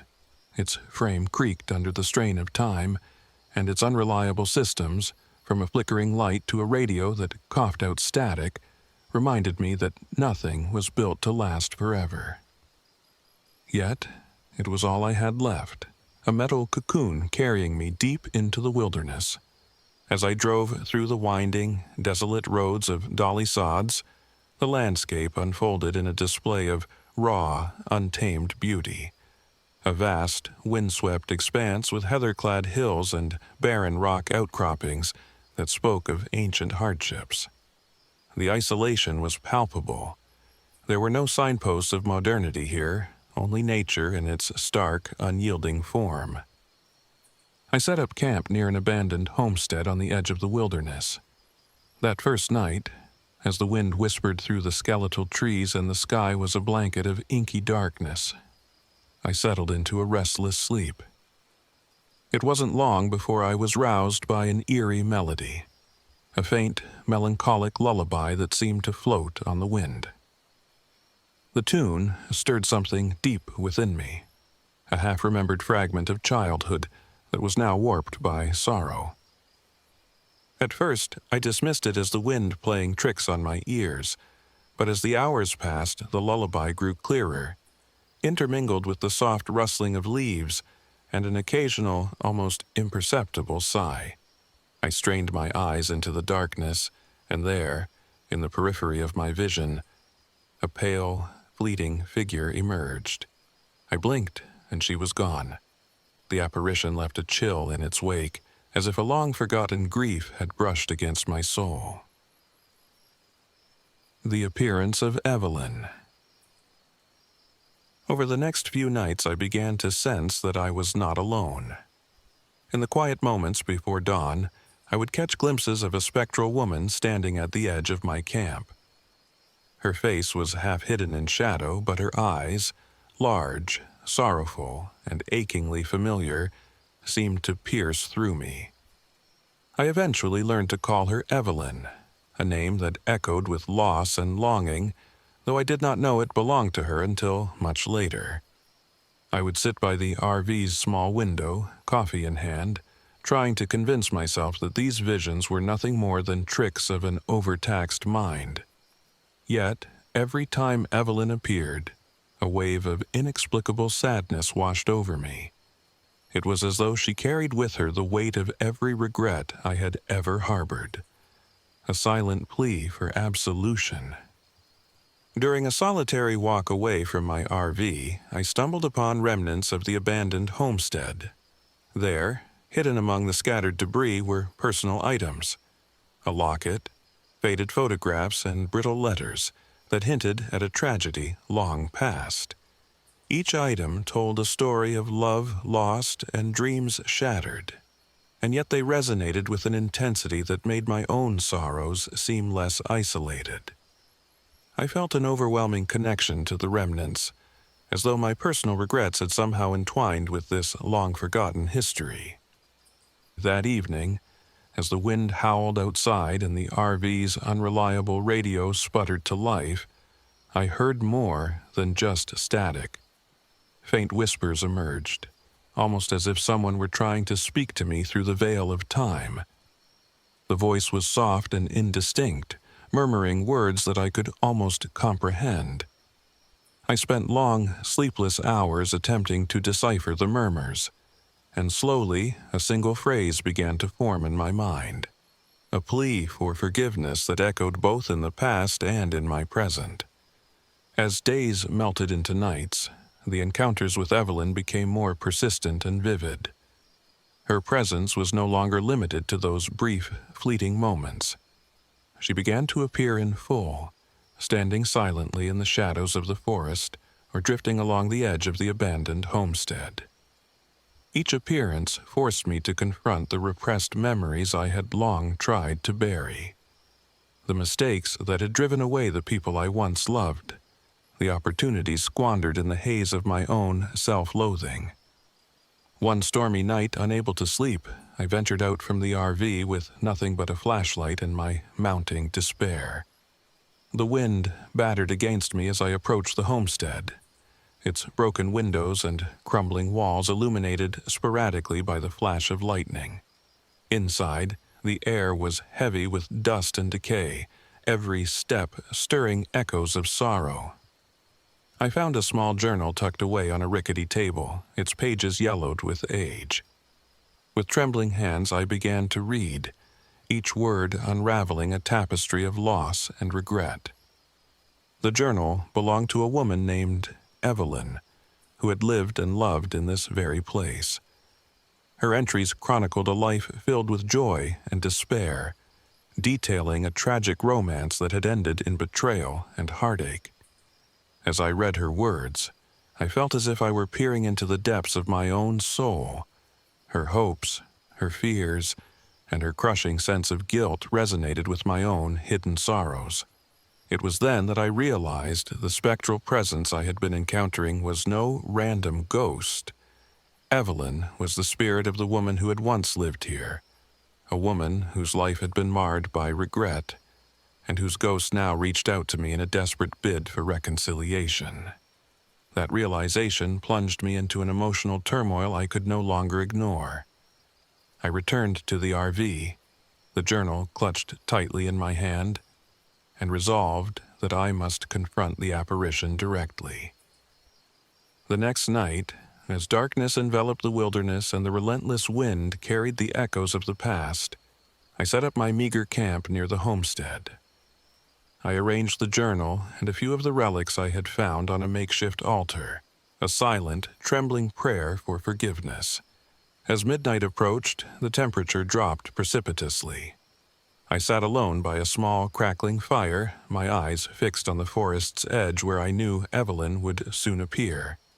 Every sound, every rustle of leaves set my heart racing in anticipation. I could almost hear her footsteps before I saw her, a soft, almost imperceptible sound, like a whispered sigh. Then, as if summoned by my unspoken plea, she appeared. Evelyn stood before me in the gloom, her form bathed in an otherworldly light. The sorrow in her eyes was overwhelming, and for a long moment we simply stared at each other. In that silent exchange, I felt the full force of my accumulated regrets. Her presence was both a comfort and a painful reminder of the life I had lost to my own mistakes. "Why are you here?" I managed to whisper, my voice breaking under the strain of raw emotion. I expected silence, or perhaps a cryptic reply, but instead I heard a soft, almost inaudible sigh, an acknowledgement of shared suffering. The moment stretched out, as if time itself had slowed to allow this confrontation of souls. I spoke of my failings, my remorse, and my desperate need for forgiveness, not just from those I had wronged, but from myself. With every word, I felt an intense catharsis, as though the simple act of confessing my deepest regrets could lift the heavy burden that had weighed on me for so long. Evelyn's eyes never left mine. They seemed to convey a silent understanding, a compassion that transcended the boundaries of life and death. The wind picked up, swirling around us as if to carry away the remnants of the past. In that storm of emotions and elements, I felt a surge of energy, a force that was neither entirely physical nor purely spiritual. It was the tangible manifestation of the forgiveness I so desperately sought, a healing balm to the wounds that had festered in the dark recesses of my heart. As the storm raged on, I experienced a profound epiphany. The supernatural events that had terrorized me were not malevolent curses cast upon an unfortunate soul, but rather the echoes of a deep, unspoken need for redemption. Evelyn's ghostly presence, with all its sadness and quiet strength, was a mirror reflecting my own inner turmoil. The relics, the whispered voices on the radio, and the haunting lullaby were all pieces of a puzzle that demanded I confront my past to reclaim my future. In the hours that followed our confrontation, the storm slowly abated, leaving behind an eerie calm. Evelyn, like a wisp of smoke in the early morning light, began to fade away. I stood there, alone in the clearing, feeling both relieved and profoundly empty. The ghost of Evelyn lingered in my mind as a bittersweet reminder that forgiveness was a journey, a process that began within but could never be completed in a single night. In the days that followed, I meticulously gathered the remnants of that transformative night. I recorded my thoughts in a new journal, determined to capture every raw emotion and every lesson learned in the wilderness of Dolly Sods.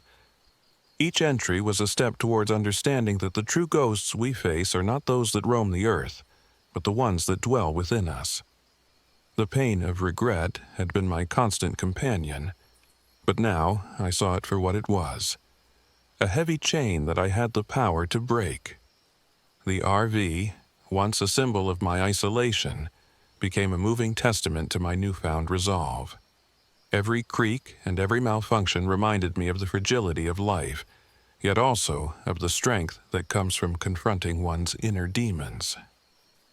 As I packed up to leave the wilderness, I felt the ghost of Evelyn's sorrow slowly lift, replaced by a quiet determination to rebuild the bridges I had once burned.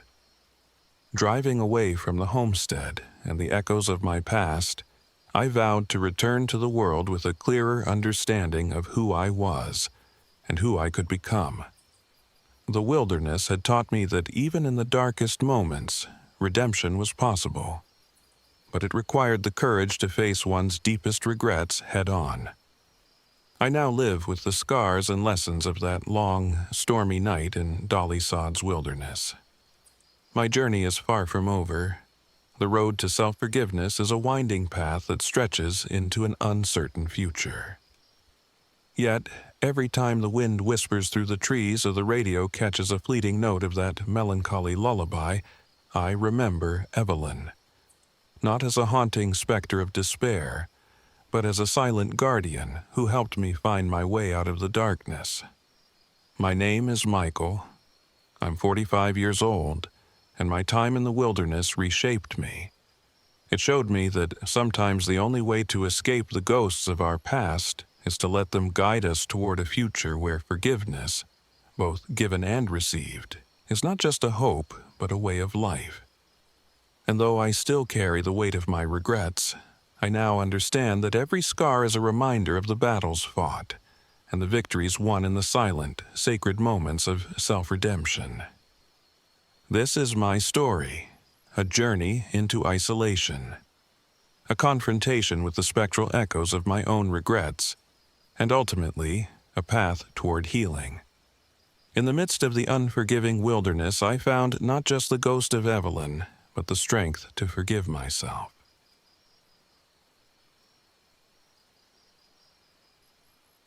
My name is Lydia Harris, and I'm 31 years old. This all began one chilly October when I decided to leave behind the relentless clamor of city life for a long-awaited RV trip into the heart of Monongahela National Forest in West Virginia. I was determined to document the raw beauty and eerie legends of Appalachia, a land where history and folklore intertwined so seamlessly that even the wind seemed to whisper ancient secrets. I wasn't alone in this adventure. Along with me were 3 others who, like pieces of a puzzle, brought their own strengths and vulnerabilities to our journey. Marcus Reed, my boyfriend, was ever the skeptic. He had a mind honed by science and reason, dismissing anything supernatural as mere myth. Jonah Fields, our resident believer, carried an almost reverent fascination with the old tales. He was superstitious to a fault, and his eyes would light up at every mention of indigenous symbols or cursed legends. And then there was Becky Alvarez, a close friend whose calm demeanor and empathetic nature made her the mediator whenever tensions began to rise. Together, we hoped for an escape, an opportunity to reconnect with nature and, perhaps, with parts of ourselves long buried beneath the noise of everyday life. Our plan was simple: navigate the winding, unmarked trails of Monongahela National Forest in our trusty but aging RV, set up camp in secluded clearings, and immerse ourselves in the local lore. We expected breathtaking views, peaceful nights under the stars, and maybe even a few spine-tingling stories to share around the campfire. What we hadn't anticipated, however, was that the forest would greet us with a foreboding that would soon unravel the very fabric of our perceived reality. The first sign of trouble came on our second night. The RV's generator, which we had relied on for light and a bit of warmth during the chill of night, sputtered and died without warning. The silence that followed was oppressive. Outside, the forest was dark and impenetrable, a sea of trees that seemed to stand as silent sentinels, guarding secrets older than time. Marcus tried to reassure us, insisting that it was just a minor malfunction, but his voice betrayed an undercurrent of unease. The following morning, while taking a short hike to scout the area for a repair shop or spare parts, Jonah's keen eyes caught sight of something unusual etched into an ancient oak.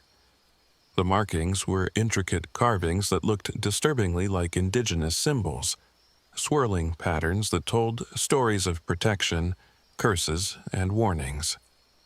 Jonah's hands trembled as he traced the carvings. "This isn't random," he whispered, his voice barely audible above the rustling leaves. "These are signs, warnings from those who knew the forest's true nature."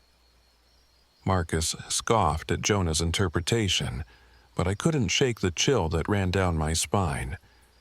There was something deeply unsettling about the way those markings seemed to glow faintly in the early morning light, as if they were imbued with a power beyond our understanding.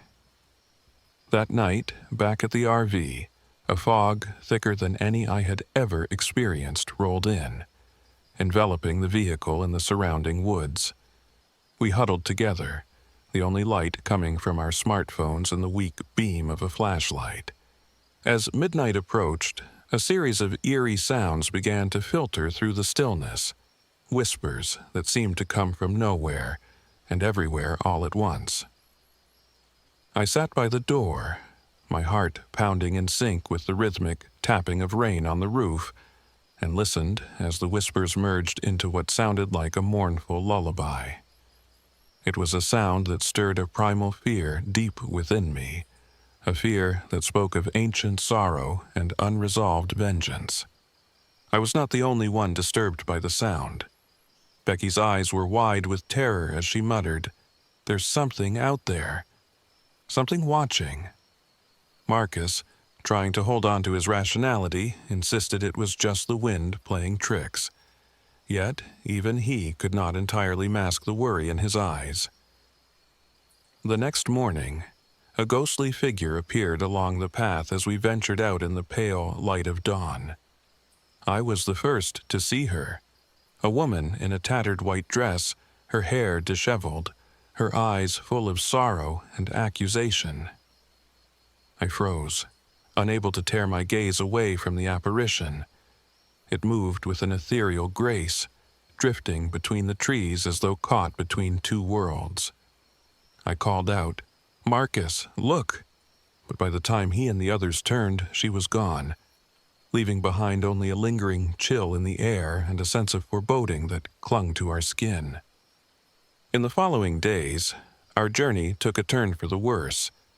The malfunctioning generator forced us to rely on dwindling battery power, plunging us into long stretches of darkness that amplified every creak of the RV and every rustle of the wind. Our unplanned detour off the beaten path left us with little more than a vague idea of direction. Maps became useless in a forest where the familiar landmarks seemed to shift and the paths twisted in unnatural ways. Tensions among us began to mount. Marcus's practical approach clashed repeatedly with Jonah's increasingly fervent warnings about the forest's cursed legacy. "I'm telling you," Jonah would say, his voice a mix of dread and urgency. "These symbols, the whispers, the apparition, they're not coincidences. They're messages." Marcus, with a dismissive wave, would retort, "It's just our minds playing tricks in the dark, Jonah." Meanwhile, I found myself caught in the middle, trying to maintain order while battling my own rising terror. Becky, ever the peacemaker, would intervene with the gentle words, but even she couldn't fully dispel the creeping dread that enveloped us all. One particularly oppressive evening, as a heavy fog swallowed the RV whole, we stumbled upon an abandoned cabin deep in the forest. The structure, long forsaken by time, offered us a brief refuge from the relentless chill and encroaching darkness. Inside, amidst layers of dust and decay, we discovered an old journal. Its pages were brittle, the ink faded, but the words leaped off the page with an urgency that commanded our attention. The journal, penned by a settler whose life had been intertwined with indigenous traditions, recounted a ritual meant to ward off a vengeful spirit known locally as the White Witch. According to the writings, she was a female spirit wronged in life, doomed to wander the forest in search of retribution. The ritual, performed under the full moon with carefully drawn symbols and a concoction of local herbs, was the only known means to temporarily repel her. It was a desperate solution, and with our generator out and the isolation of the forest growing ever more suffocating, we had little choice. We resolved to perform the ritual the next time the full moon graced the sky. Marcus remained skeptical, but even his voice wavered with a hint of uncertainty as he muttered, "If it can keep her away for a little while, then maybe it's worth a shot." The night of the full moon arrived with an almost otherworldly clarity. We drove to a clearing we believed would be the ideal spot for the ritual, a place where the moonlight bathed the ground in silver and the oppressive forest canopy opened up to the starry sky. The air was unnaturally still as we arranged ourselves in a circle, drawing upon the symbols described in the journal. I couldn't shake the feeling that we were not alone, that unseen eyes were watching our every move. As we began the ritual, chanting softly and sprinkling the herbal mixture in the prescribed patterns, the temperature plummeted. The wind picked up, swirling around us with a fury that seemed to have a mind of its own. It was then that the White Witch appeared in full fury. Her spectral form was no longer a mere apparition drifting silently. She materialized before us, eyes ablaze with a rage that defied human emotion. Her tattered white dress whipped around her as if caught in an unseen storm, and her voice, when it finally came, was a deafening cacophony of sorrow and malevolence. The moment was surreal and chaotic. Marcus staggered backward as the entity surged forward, her hands reaching out as if to claim him. In the ensuing chaos, a violent force swept through our circle. I saw Jonah collapse, his body convulsing as if possessed by an unseen power, and I felt the searing pain as Marcus was struck by a force that left him bleeding and barely conscious on the cold ground. Becky's soft cries for help were swallowed by the howling wind as the White Witch's fury escalated. For what felt like an eternity, time itself seemed to fracture.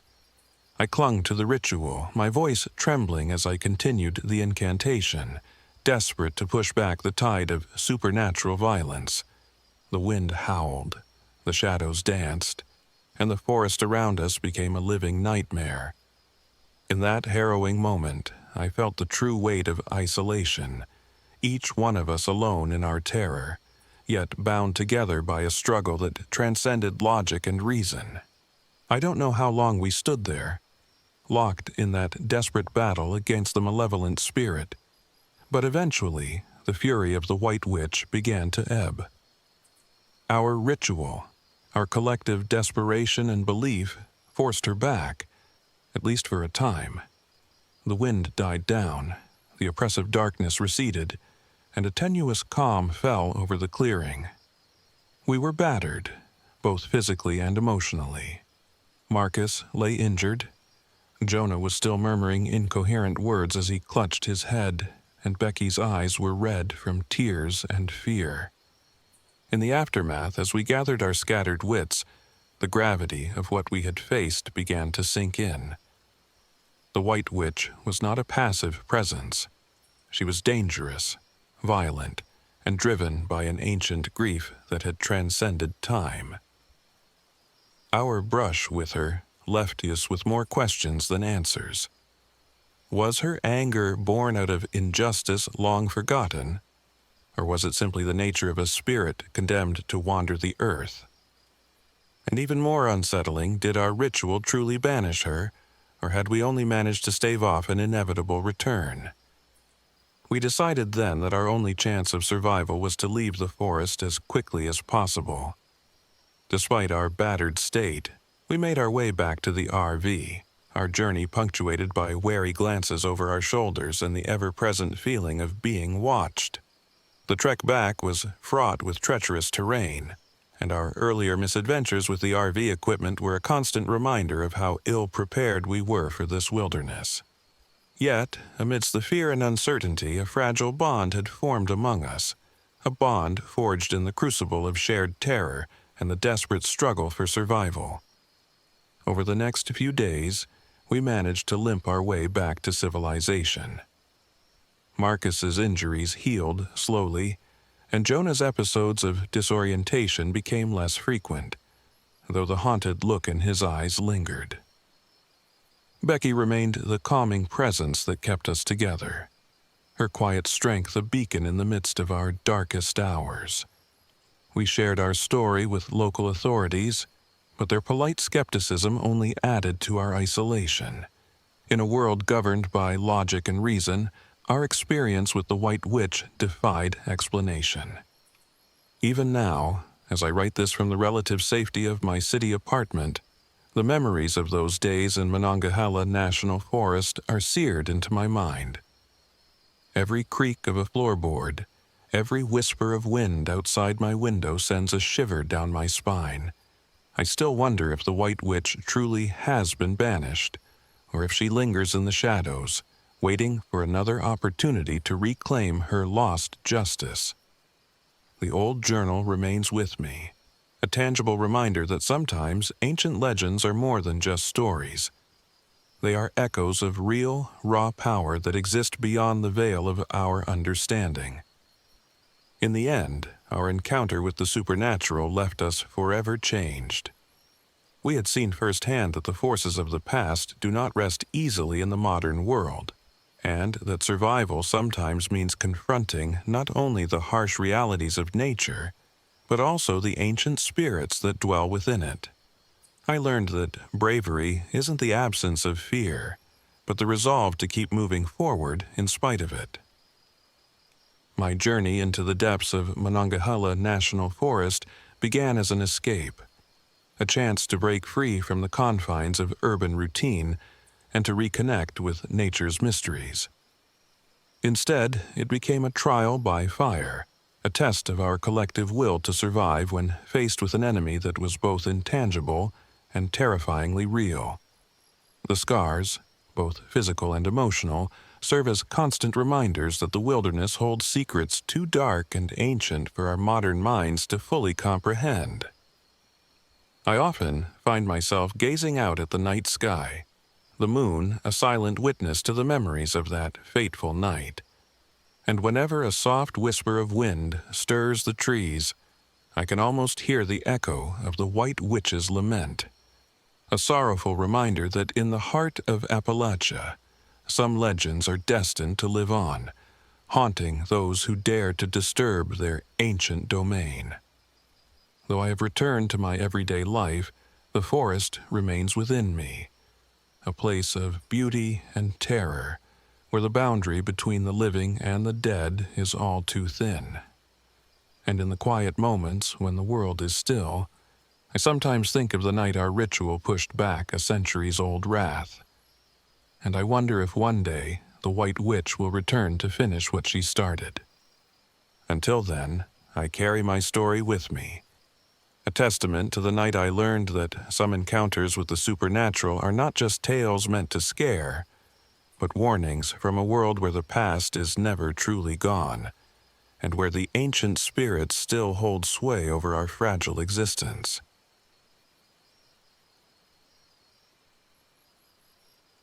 My name is Aaron Michaels, and I'm 45 years old. This happened last November when I set out alone in my old RV, desperate for solitude and a chance to come to terms with a past that haunted me like a relentless ghost.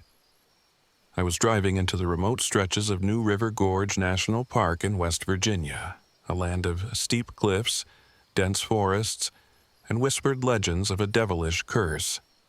I'd hoped that isolation would bring clarity, that facing nature's raw indifference might somehow help me forgive myself for my mistakes. Instead, it forced me to confront both the literal and figurative demons that had long plagued me. I had left behind the busy life I once knew in the city, seeking refuge in the vast wilderness. My RV, a battered but dependable relic, was my chariot to a destination both physical and spiritual. I had a small weathered photograph of my late brother in the glove compartment, a reminder of the tragedy that had shattered my world.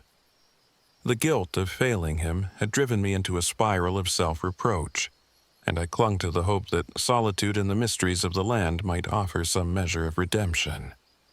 My first few days in the park were uneventful, filled with long stretches of solitary driving, moments of reflective silence, and the steady hum of nature. But on the fourth night, as the wind howled through the trees and the temperature plummeted, things took a dark turn. The RV's aging heater sputtered to a halt, plunging me into an icy darkness. I scrambled to check the system, but it was clear that the malfunction wasn't a simple fix. I was left with nothing but the thin light of my cell phone screen and the oppressive chill that seeped into my bones. That night, as I huddled on a creaky cot in the RV, I began to hear it. a low, gravelly laughter that seemed to echo my deepest regrets.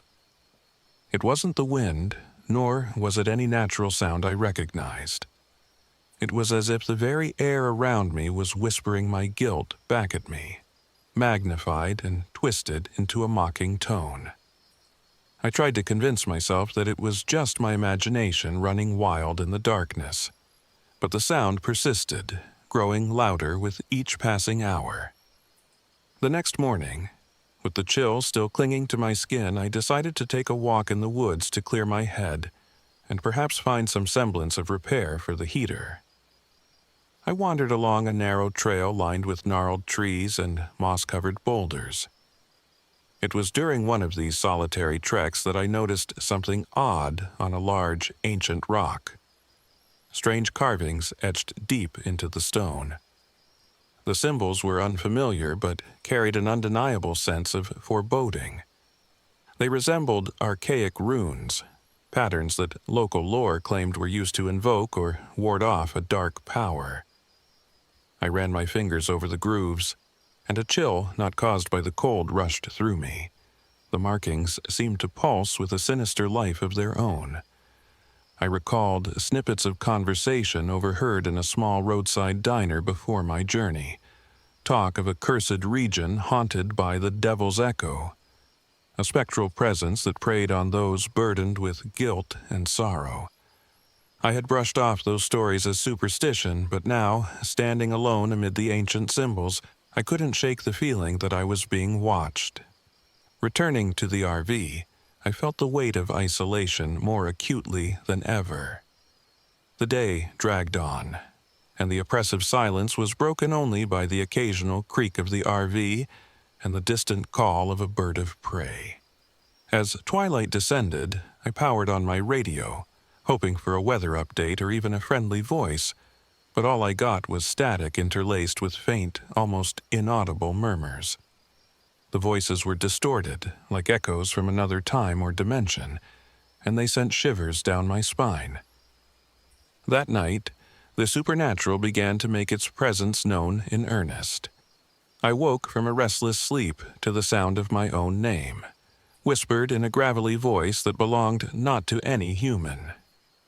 Aaron, it intoned, low and menacing, reverberating through the confines of the RV. My heart pounded and I sat up, eyes straining in the darkness. I fumbled for the flashlight and scanned the interior but saw nothing, only the shadows that danced across the walls. I tried to convince myself it was the wind, or perhaps a malfunction in my aging electrical system. Yet, deep down, I felt that something far more sinister was at work. In the following days, the phenomena escalated. During a particularly violent thunderstorm, as lightning lit up the forest in fleeting, ghostly images, I glimpsed a shadow in the reflection of the RV's rearview mirror, a gaunt, indistinct figure that vanished as quickly as it had appeared. Then came the scratches. I discovered them on the exterior of the RV, deep gouges in the metal that looked like claw marks or desperate scratches made by an unseen assailant. I documented each mark in my journal, my hands trembling as I tried to make sense of the horror unfolding around me. One early morning, as the sun struggled to break through the heavy mist, I decided to venture out on foot, driven by a need to confront whatever was haunting this place. I walked deeper into the woods, following a narrow path that wound between towering pines and crumbling stone formations. The air was unnervingly still, and every step felt like an intrusion into a sacred, forbidden space. I found myself in a small clearing where the carvings from the rock face were repeated on other boulders scattered around the area. It was as if the entire clearing was a shrine to some ancient, malevolent force. I stopped and sat on a fallen log, trying to steady my racing heart and clear my mind of the creeping dread. I pulled out the faded journal I had found earlier at an abandoned ranger station near the park's edge, a journal left behind by someone who had once tried to confront the curse of this land. The journal detailed an old ritual, a desperate act of self-forgiveness, and appealed to the spirits that governed this forsaken territory. The ritual was meant to exorcise personal guilt by invoking the devilish entity known as the Devil's Echo, a spectral manifestation that preyed on those unable to forgive themselves. The instructions were vague but filled with symbolic acts, lighting a circle of candles, inscribing the ancient runes, and speaking words of absolution into the night. At first, I dismissed the ritual as a desperate attempt by a troubled soul to impose order on chaos.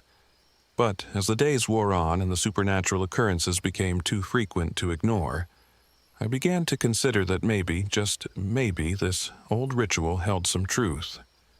With my options dwindling and the relentless torment both outside and inside my head, I decided to try it. I couldn't bear the thought of continuing to live in this state of perpetual fear and self-loathing. I prepared the ritual with a mixture of trepidation and grim determination. Under a pitch-black, moonless sky, I ventured back into the clearing, armed with a box of candles, a bottle of local herbal tincture mentioned in the journal, and my own resolve to confront the demons that had haunted me for so long. I arranged the candles in a circle, their flickering flames casting weak, trembling shadows on the stone walls covered in those ancient carvings. I took a deep breath and, with trembling hands, I began to trace the runic symbols in the dirt with a stick, following the faded instructions from the journal. As I recited the words of forgiveness, litany of regret and plea for absolution, I could feel a change in the atmosphere. The oppressive silence was replaced by a low, resonant hum, as if the very earth was acknowledging my challenge. Then, in a moment that felt like the convergence of all my worst nightmares, the Devil's Echo appeared. It materialized at the edge of the clearing, a gaunt, skeletal figure, its face a twisted mask of sorrow and rage. The entity's eyes glowed with an otherworldly light, and in its presence I felt an almost unbearable weight of despair and accusation. It moved slowly, its form shifting and distorting, as though it were made of smoke and shadows. In that terrifying moment, every regret I had ever harbored, the guilt, the self-blame, the endless cycle of regret, came crashing into me with the force of a tidal wave. The Devil's Echo circled the candlelight, its presence both menacing and intimately familiar, as if it were a mirror of my own inner torment. It spoke in a voice that was a distorted echo of my own thoughts. "You cannot escape what you have done." The sound sent chills down my spine, each syllable a dagger of regret.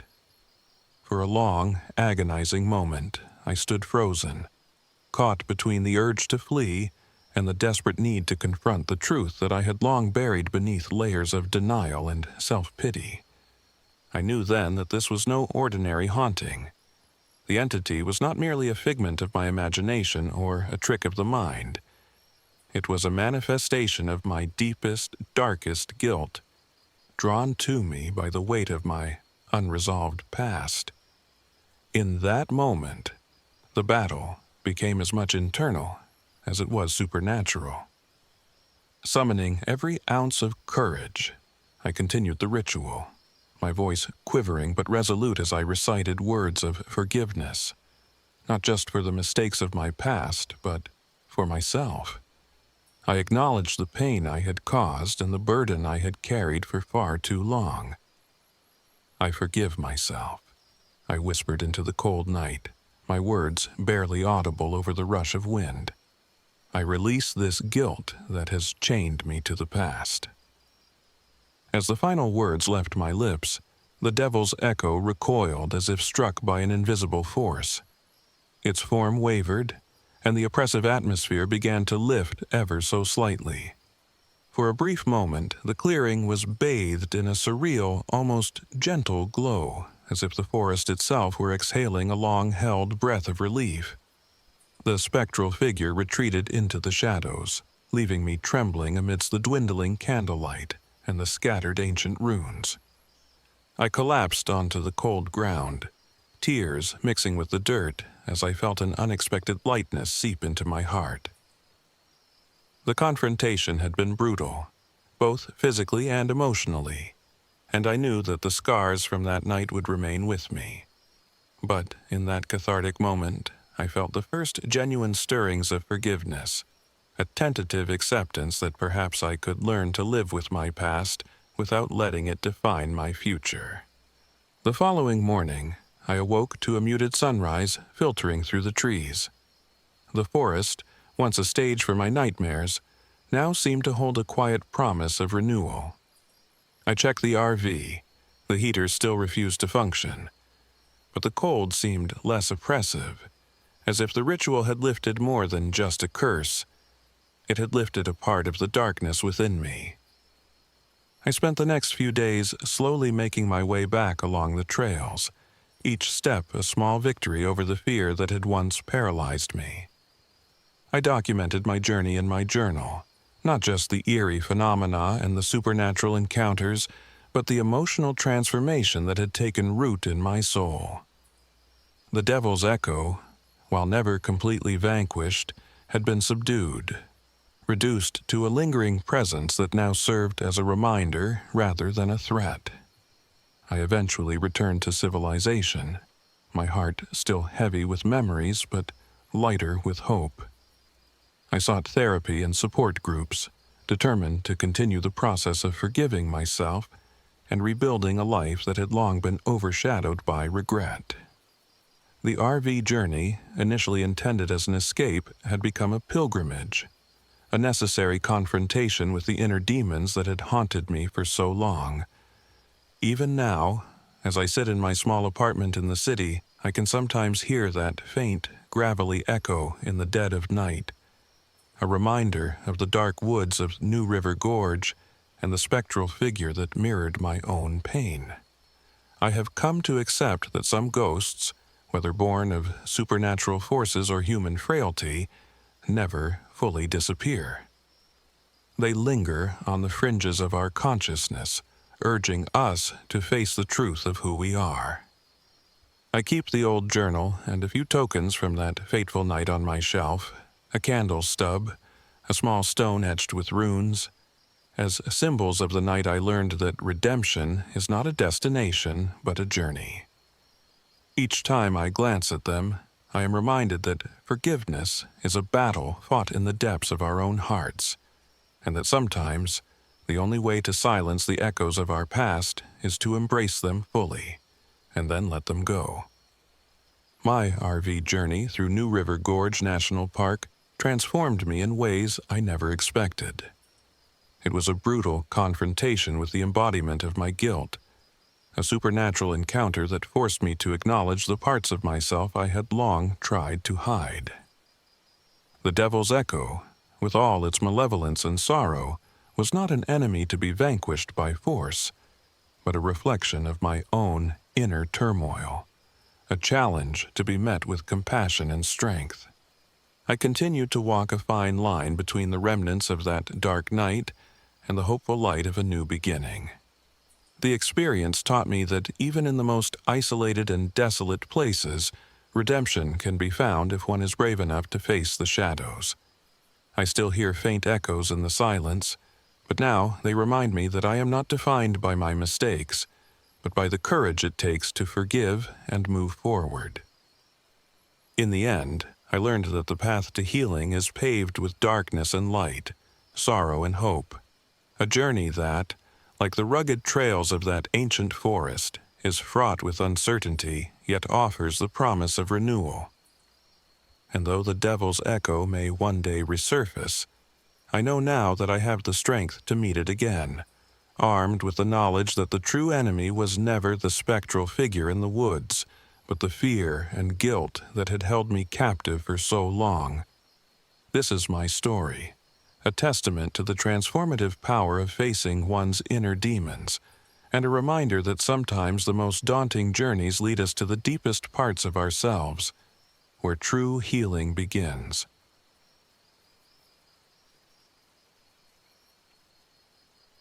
My name is Sarah, I'm 34 years old, And this is the story of the night I came face to face with something that should have remained only a whisper in the dark. This happened in the remote expanse of Monongahela National Forest, West Virginia, a place whose eerie silence and age-old legends have haunted me ever since. We had planned our reunion for months, a break from the relentless pace of the city, a chance to reconnect with nature and, more importantly, with each other. I, Alex, and Mark were all looking forward to this getaway, each of us carrying our own demons and desires for escape. I had taken the lead in organizing the trip, determined to create a perfect blend of adventure and solace in the rugged wilderness. Our journey began on a crisp autumn morning. I remember the early light filtering through the trees as we loaded our aging RV with all the gear we'd need for our few days in isolation. The RV itself was a relic, a worn-out vehicle with more character than modern polish, and we knew it might be temperamental. My instincts told me that nature had a way of testing you, and I was right. No sooner had we started our journey than the first signs of trouble emerged. The RV's radio sputtered with static, and when we finally managed to tune into any signal, it was nothing more than eerie white noise. At the first rest stop, while I was checking the supplies, I discovered that one of our tent zippers was broken. I brushed it off as a minor inconvenience at the time, unaware that these small misfortunes were portents of the looming darkness. The tension between us began almost immediately. Alex, ever the thrill-seeker, was insistent on taking the back roads, eager to explore every uncharted nook of the forest. His eyes shone with an excitement that bordered on recklessness. "Come on, Sarah," he'd say. "Where's your sense of adventure?" His bravado often clashed with my cautious nature. I believed in careful planning and respect for the wilderness, while he saw danger as just another form of entertainment. Mark, our resident skeptic, played his part with a wry sense of humor. He dismissed any talk of supernatural legends with a laugh, though I could see a flicker of unease in his eyes when the subject of local folklore came up. He often joked that these ghost stories were old wives' tales, but I knew deep down that even he was beginning to wonder if there was more to the forest than met the eye.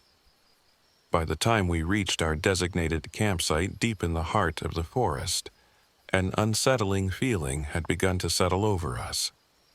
The air turned inexplicably cold as dusk approached, and an eerie silence enveloped the trees. I remember sitting by the campfire, the flames flickering weakly against the encroaching dark, when a distant, unearthly wail echoed through the woods. It wasn't a sound any animal should make, a lament that chilled me to the bone. Later that night, as I lay awake in the cramped confines of the RV, I noticed strange markings near the perimeter of our campsite. Carved into the rough bark of a towering oak were symbols that I later learned echoed the cursed signs of Native American lore.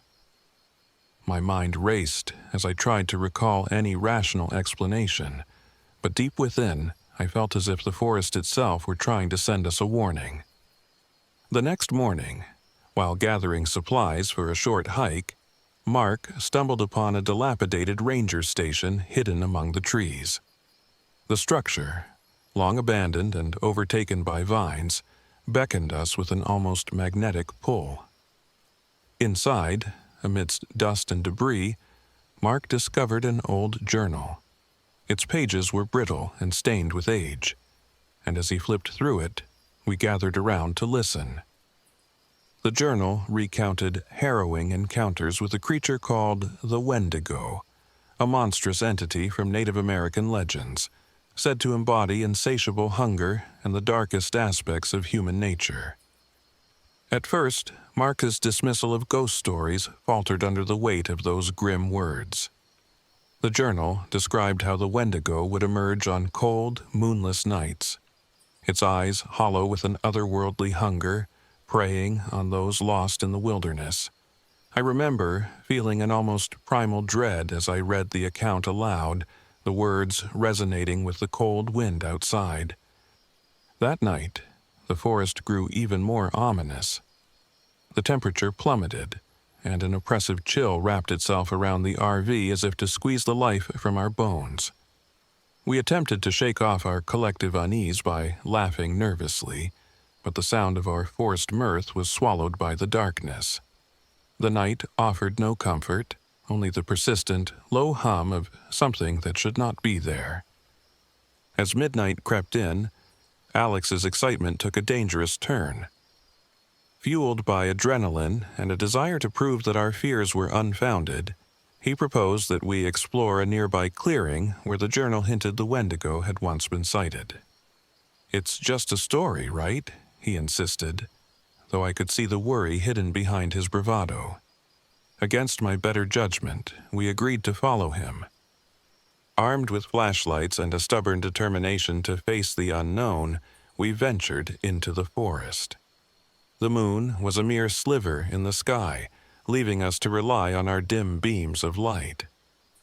Every snap of a twig and every rustle of leaves made our hearts race a little faster.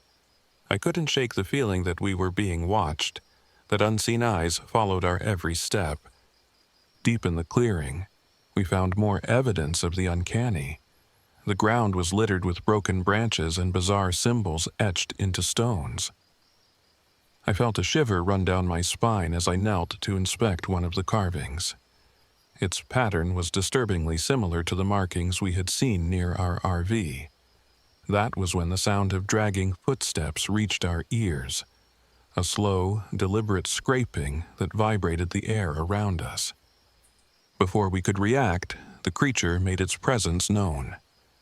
Out of the inky darkness emerged a figure so ghastly that, for a moment, time seemed to freeze. It was tall and gaunt, with skin pulled tight over its emaciated frame, its eyes a deep, hollow void that seemed to pierce straight through me. The creature moved with a predatory grace, every step filled with a malevolence that defied human comprehension. This was no mere ghost or wandering spirit. It was the Wendigo, the very embodiment of hunger and despair.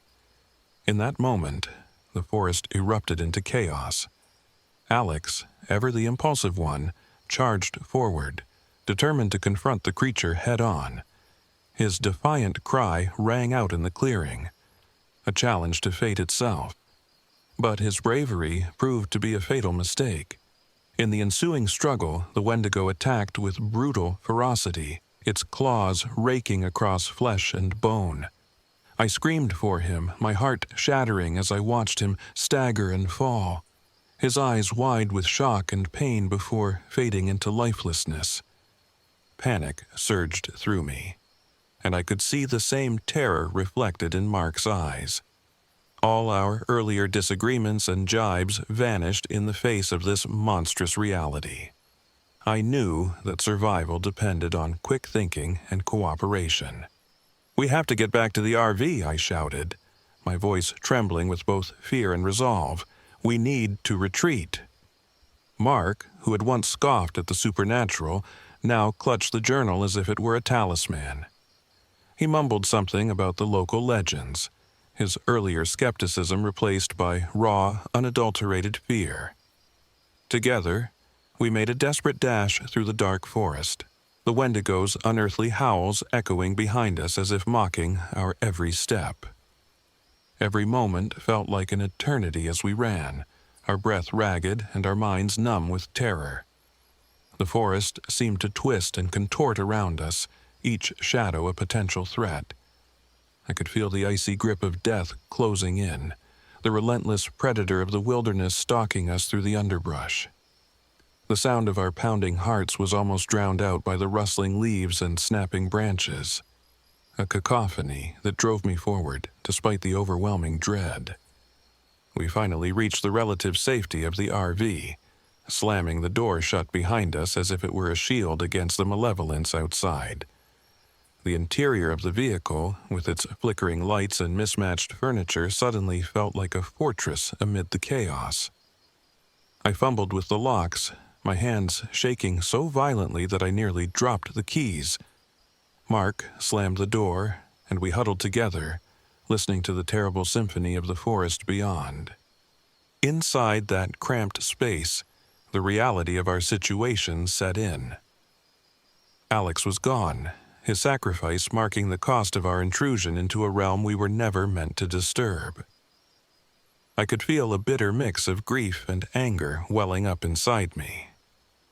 How could we have been so foolish? How could we have underestimated the legends that were as real and as dangerous as the wilderness itself?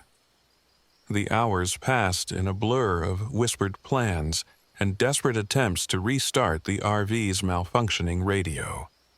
We hoped against hope that we could call for help, that someone, somewhere, might come to our rescue. But the radio only crackled with static, its silence a grim reminder of our isolation. In the midst of our despair, Mark began to share more of what he'd learned from that old journal. According to the accounts penned by a long-forgotten ranger, the Wendigo was not simply a spirit or a cursed soul, it was a violent force. A predator born of both supernatural malice and the darkest parts of human nature. It thrived on fear, on isolation, and on the despair of those who dared to venture too far into its domain. As I listened to his words, a cold realization settled in my mind. We were trapped not only by the physical confines of the forest, but also by the inescapable terror that had seeped into our souls. The Wendigo was still out there, its presence lingering just beyond the fragile walls of our temporary refuge. Determined to survive, Mark and I pooled our remaining strength to devise a plan. We scavenged what little equipment we had left, an old flare gun, a few cans of fuel, and some mismatched tools from the RV's cluttered storage, and set out to create a distraction. If we could lure the creature away, we might have a chance to make it back to civilization. Under the oppressive cover of night, we carefully rigged a makeshift trap near the clearing where we had first encountered the Wendigo. I can still recall the pounding of my heart as we positioned the flare gun and ignited a small, controlled blaze, hoping that the sudden burst of light and noise would draw the creature away from us. Every minute felt like an eternity as we waited in silence. The tension so thick that it was almost tangible. Then, as if the forest itself had been holding its breath, the Wendigo reappeared. Its form materialized in the flickering light of the burning debris, and for a moment I felt a deep, unyielding sorrow. There was a twisted intelligence in its eyes, a hunger that went beyond the physical, reaching into the very core of despair and isolation. It advanced slowly toward the distraction, its every movement measured and predatory. Mark and I seized our chance. With our hearts pounding in unison, we raced from the RV, making a break for a narrow, overgrown path that we hoped would lead us to a main road. The forest, once a haven of natural beauty, had transformed into a labyrinth of nightmares. Every rustle, every distant echo of the Wendigo's call drove us onward in a desperate bid for survival. For what felt like hours, we ran until our legs felt like lead and our lungs burned with exhaustion. The oppressive darkness was punctuated only by our ragged breaths and the echo of our frantic footsteps. There were moments when I wanted to collapse, to surrender to the relentless fatigue. But the terror of what might happen if we stopped spurred me on. Finally, as the first faint light of dawn began to break through the canopy, we stumbled onto a narrow road. The sight of headlights in the distance filled me with a fragile hope that rescue was near. I fumbled for my phone, my fingers trembling as I dialed for help, though I wasn't sure if anyone would be listening after our ordeal. In the days that followed, the memory of that night haunted every waking moment. I found myself unable to shake the feeling that the Wendigo was not a one-time encounter but a lingering curse. An echo of the darkest parts of the wilderness that had now imprinted itself on my soul. Mark, too, was forever changed. The skepticism that once defined him was replaced by a deep, unspoken respect for the power of ancient legends, and the terrifying reality they could unleash. I often think back to that night, to the haunting silence of the Monongahela National Forest and the desperate struggle for survival. Alex's sacrifice remains a painful reminder of the cost of underestimating the unknown, of ignoring the warnings that nature and history offer so freely. The forest, with its cryptic symbols and unyielding darkness, taught me that some legends are born of truth, and some creatures, no matter how horrifying, demand our respect and caution. In the aftermath, I resolved to share my story, to warn others of the peril that lies hidden in the heart of the wilderness. Every time I recall the chill that ran down my spine at the sight of those hollow eyes, I am reminded of the fragile boundary between our world and the dark, unfathomable realms that lurk just beyond the veil of normalcy. This experience has forever altered my relationship with nature. No longer can I view the forest as merely a backdrop for adventure and escape. Instead, I see it as a living, breathing entity with secrets that are not meant for human meddling. The Wendigo, with its savage hunger and ancient curse, is a stark embodiment of that truth. A reminder that in the vast, untamed wilderness, survival is a constant struggle against forces both human and supernatural. I still live with the scars, both visible and hidden, but I also carry a newfound respect for the legends and lore that once seemed like mere bedtime stories. The Monongahela National Forest, with its towering trees and winding trails, remains etched in my memory as a place where I came perilously close to the abyss. And though the shadows of that night occasionally creep back into my thoughts, they also serve as a constant reminder. The wilderness holds mysteries that no amount of modern science or technology can ever fully explain. Every time I pass a quiet, lonely road or a dense thicket of trees, I can't help but wonder if the Wendigo is still out there, waiting silently for its next unwary visitor. And every time I am filled with a mix of dread and awe, a recognition that some places are wild not just in their beauty, but in the secrets they harbor. That night, I learned that survival is not merely about physical endurance or the ability to escape danger. It's also about understanding the deep connection between humanity and the natural world, a bond that is both fragile and unbreakable. And as I continue to move forward, haunted yet wiser, I carry with me the chilling memory of a creature that embodies the darkest side of isolation, forever a part of the story of who I am. In telling this, I hope that others might listen carefully to the warnings of the land, to the whispers of the wind among the trees.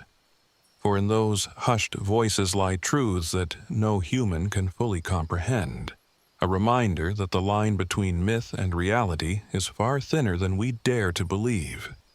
This is my truth, the story of the night I came face to face with the Wendigo, and the lesson I learned about the power of nature's darkest secrets.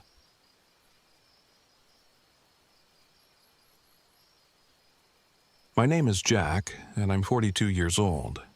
This happened at Ricketts Glen State Park, Pennsylvania, a place of wild waterfalls, dense woods, and secrets whispered on the wind. I had been craving solitude, a break from a life mired in regret and loss, so I set out in my old RV seeking a quiet refuge to face the memories that haunted me. I left behind a city cluttered with reminders of mistakes and missed chances, hoping that the raw beauty of nature might help heal my battered soul. My RV, a well-worn companion with a few more miles than its manufacturer ever dreamed of, had seen better days. The heater flickered like a dying flame and the battery sputtered to life on a whim, but I took solace in its familiar creaks and groans as I drove away from the urban sprawl. The journey was unremarkable at first, a long stretch of quiet highway bordered by golden autumn trees. But as I neared Ricketts Glen, I began to notice subtle imperfections that echoed the imperfections of my own life. At one of the rest stops, I discovered that a small piece of my equipment, A set of flashlights I'd depended on for darkness to come was malfunctioning. I set it aside with a resigned sigh. Perhaps the trip would be a series of small setbacks, a reminder that life rarely goes as planned. When I finally arrived at the campsite, nestled beside a serene lake hemmed in by ancient pines, I felt an immediate sense of calm. The soft lapping of water against the shore and the rustle of leaves in the gentle breeze created a lullaby that soothed my weary mind. I parked my RV a short distance from the water's edge, unpacked my meager belongings, and prepared to settle in for a few days of introspection. The first evening, as dusk turned the sky into a canvas of deep purples and indigos, I sat outside my RV with a cup of lukewarm coffee. The lake reflected the emerging stars like scattered diamonds on a dark velvet cloth. I listened intently to the whispers of the wind, half expecting them to carry familiar words. At first, they were only faint murmurs, so soft I could hardly tell if they were the echoes of nature or fragments of my own memories. But as the night deepened, the murmur grew into something more distinct, a hushed conversation, as if the wind were reciting lines from a long-forgotten play. The next morning, the camp felt strangely charged. I took a solitary walk along a narrow trail that wound its way around the lake. The path was quiet, almost too quiet, and the solitude forced my thoughts into a sharp focus. Every now and then, the trail would lead me to a clearing where the sunlight revealed strange reflections in the water. I would catch fleeting images of faces, sometimes a smiling countenance that looked like someone I once loved, sometimes the sorrowful eyes of someone I had lost.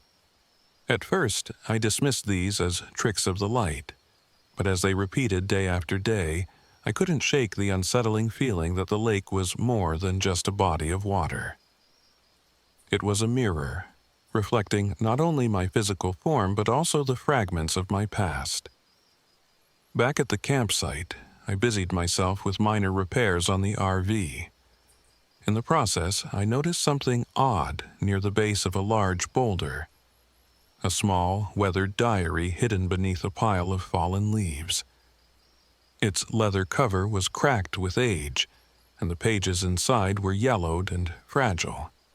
I carefully thumbed through it, discovering that it belonged to a camper who had once sought solace in these woods. The diary detailed the writer's own battle with regret and loss, and as I read, I found the words resonating with the ache of my heart. The diary spoke of strange occurrences at the campsite, whispers in the wind, disembodied reflections in the lake, and moments when time itself seemed to distort, stretching and contracting in inexplicable ways. I couldn't help but wonder if these were mere coincidences or if the park held a power that stirred up the deepest recesses of the soul. That evening, the subtle eeriness of the day began to escalate. As the sun dipped below the horizon, the lake's surface shuddered as if something beneath was stirring. I could hear it then, a soft, almost imperceptible hum, like the collective sigh of long-forgotten voices. At first, it was just an undercurrent to the chirping crickets and rustling leaves. But as I sat by the water's edge, the hum grew louder, forming distinct words that seemed to recount snippets of my past, moments of heartbreak, missed opportunities, and the relentless self-reproach that had dogged me for years. Unable to bear the weight of these memories alone, I decided to explore a little further along the trail the following morning. Wrapped in a threadbare jacket against the persistent chill, I ventured into a dense part of the forest where the trees stood so close that they blocked out the weak autumn sunlight. The deeper I went, the more distorted my sense of time became. Minutes stretched into hours, and I began to feel as though I was walking through a dream where reality itself was in flux. It was during one of these moments of disorientation that I encountered him, a man in his late 60s, weathered by time and wrapped in a quiet mystery. He introduced himself as Leonard, a retired park caretaker who had spent most of his life in these woods. His eyes, though kind, held a depth that spoke of secrets known only to the forest. Leonard didn't offer much in the way of pleasantries. Instead, he simply nodded, as if he understood every unspoken word in my troubled silence. "You're not the first to come here seeking solace," Leonard said in a low, gravelly voice that blended with the murmur of the leaves. "These woods have a way of reflecting what lies buried inside us. They're not cruel, but they do force you to confront your own truths." I listened intently as he spoke of the park's legends, of how the energies of the land could stir up old memories, bringing them to life in unexpected ways. He mentioned that many who had ventured into these woods had found themselves face to face with echoes of their past, as if the forest itself were a repository for all that was left unspoken. His words were both a comfort and a warning, urging me to tread carefully along the blurred line between reality and the supernatural. That night, back at the campsite, the atmosphere grew heavy with anticipation. I tried to shake off the lingering sense of unease, but the whispers persisted, growing clearer and more insistent. They recounted the voices of lost loves and shattered dreams, each syllable a dagger in the quiet dark. I sat by the lake, diary in hand, reading passages that mirrored my inner turmoil. It was as if the author, decades before, had captured the same despair that now consumed me. At around midnight, something shifted. The temperature plummeted, and a dense fog rolled in from the lake, blanketing the campsite in a ghostly pallor. The whispers transformed into distinct voices, each one recounting a piece of my past in heartbreaking detail. I heard the sound of laughter from a time when life seemed simpler, then the anguished cries of a love lost, and finally the bitter echo of regret. The voices weren't malevolent. Rather, they were plaintive, as if urging me to acknowledge the weight of my memories so I might finally let them go. Overwhelmed by a sudden surge of emotion, I found myself weeping by the edge of the water. The fog seemed to close in around me, and for a moment I felt as if I was suspended in a timeless space, a space where past and present coexisted in an endless loop.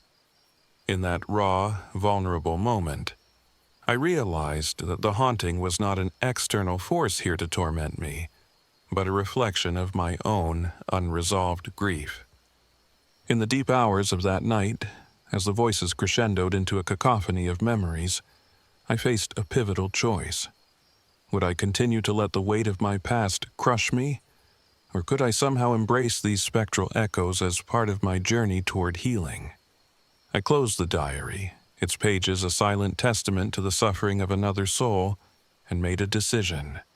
I would confront my inner demons head-on, no matter how painful the truth. The next morning, the oppressive atmosphere had lightened ever so slightly. The fog had lifted, and the lake surface lay still and clear once more. I felt a strange calm as I watched the first rays of sunlight shimmer on the water, a sign, perhaps, that the night's revelations had not broken me, but rather set me on a path to renewal. Determined to carry Leonard's words with me, I spent the following day wandering the trails, each step a meditation on the lessons learned. The natural beauty of Ricketts Glen, with its roaring waterfalls and sun-dappled clearings, served as a gentle reminder that life, like the forest, is a tapestry of light and shadow. I began to see that the eerie occurrences, the whispered voices and shifting reflections, weren't malevolent intrusions, but rather the forest's way of inviting me to face my truth. They were not there to condemn me, but to liberate me from the chains of regret. Before departing, I returned to the very spot where I had discovered the diary. I left a note of my own, a small token of thanks for the catharsis that the forest had unexpectedly granted me. I knew that the whispers and the visions would likely return to other wanderers who, like me, carried hidden sorrow and unspoken guilt. In that thought, I found a sense of communion with the many souls who had sought solace beneath these ancient trees. As I packed up my RV and prepared to leave Ricketts Glen, I felt a transformation taking place within me. The haunting memories, once a relentless barrage of pain, had begun to dissolve into something gentler, a profound understanding that every regret, every loss, was a part of the mosaic of my life. I had confronted the echoes of my past and, in doing so, had opened the door to a future unburdened by the weight of what once was. Driving away from the park, I carried with me a quiet confidence. The lessons of Ricketts Glen were not lost on me. They were etched into my heart as indelible proof that even in the depths of despair, there is a path to redemption. The forest had shown me that healing is not about erasing the past, but about accepting it, learning from it, and letting it guide you toward a new beginning. I still think about that time. The soft murmur of voices in the wind, the eerie reflections on the lake, and Leonard's cryptic wisdom. They remind me that the most profound journeys are not always measured in miles traveled, but in the inner transformations that occur when we face our deepest truths. And though I now travel through life with a lighter heart, I know that the memories of Ricketts Glen will always be with me. A gentle, persistent echo that speaks of loss, love, and the possibility of renewal. This experience, etched into my soul, serves as a reminder that even in the darkest moments, nature has a way of revealing the hidden strengths within us. The forest did not punish me for my past mistakes. It embraced me with its haunting beauty and allowed me to see that the echoes of yesterday can indeed guide us toward a brighter tomorrow. As I continue on my journey, I remain grateful for that fateful trip, a voyage of solitude and introspection that transformed my grief into hope and my regrets into a map leading to self-acceptance. My name is Jack, and the whispering pines of Ricketts Glen taught me that sometimes the most profound healing comes not from escaping our past, but from confronting it head-on beneath the open sky.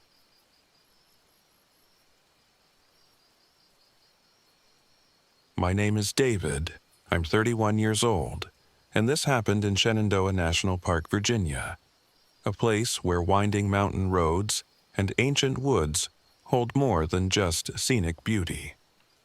I set out in my battered old RV to retrace my father's footsteps at the campsite he once frequented, driven by a need for closure and a desperate desire to uncover the secrets surrounding his mysterious disappearance years ago. Leaving behind the familiar chaos of the city wasn't easy. I'd spent too many years haunted by unanswered questions and guilt over never truly understanding the man I once called Dad. The RV, a rusted relic with stubborn quirks, served as both my shelter and my companion on this solitary journey. From the very beginning, the vehicle reminded me of my own fragile state. Its electrical system flickered unpredictably. The GPS struggled to hold a signal in the deep canyons, and the engine sputtered as if it too was burdened by old memories. As I drove along the serpentine roads of Shenandoah, every twist and turn seemed to echo fragments of my childhood. I recalled the stories my father used to tell me about these woods, tales of ancient spirits and hidden histories that had long since become local legend. His words, now mixed with regret and longing, spurred me onward, even as the landscape outside my windshield stirred emotions I'd long suppressed. After hours on the road, I finally arrived at the outskirts of the park. The scenery was breathtaking. Towering trees, rugged cliffs, and a hush that fell over the land as if nature itself were holding its breath. I found a secluded spot near an old campground that my father had once mentioned, and I parked the RV among dense groves where the sunlight barely touched the forest floor. The first few hours at the campsite passed in a reflective silence. I unloaded a few supplies, set up a small campfire, and allowed myself a moment to take in the surroundings. That evening, as the sky deepened into twilight, I couldn't shake the feeling that I was not alone. While the only other sounds were the gentle rustle of leaves and the distant murmur of a creek, there were moments when the wind seemed to whisper, carrying with it fragments of voices I almost recognized. I told myself it was the sound of the forest settling, nothing more. Yet, as night fell and the temperature dropped, I noticed subtle oddities that set my nerves on edge. While I was checking the condition of my RV's battery, I caught sight of mysterious symbols carved into the bark of a massive oak tree just outside the RV's window. The marks were deep and deliberate, forming a pattern that I couldn't immediately decipher. They looked older than anything modern, a message left by time, or perhaps by someone long forgotten. I shrugged it off at first, attributing it to local pranksters or an overactive imagination fueled by my own inner turmoil. But deep down, a prickling sensation told me that the forest was trying to communicate something. I tried to settle in for the night, but sleep proved elusive. I lay awake listening to the wind, which now carried an almost imperceptible murmur that sounded like my father's voice, calling out in fragments I could barely piece together. The next morning, I set out on a walk to clear my head and perhaps find clues about the symbols. The trail was narrow and meandering, bordered by thick undergrowth and ancient trees whose gnarled branches reached out like skeletal hands. Every step stirred memories of my father's stories, and I felt an almost tangible connection to the past with each rustle of leaves beneath my feet. About an hour into my walk, I stumbled upon something unexpected. A dilapidated ranger shack hidden among the trees.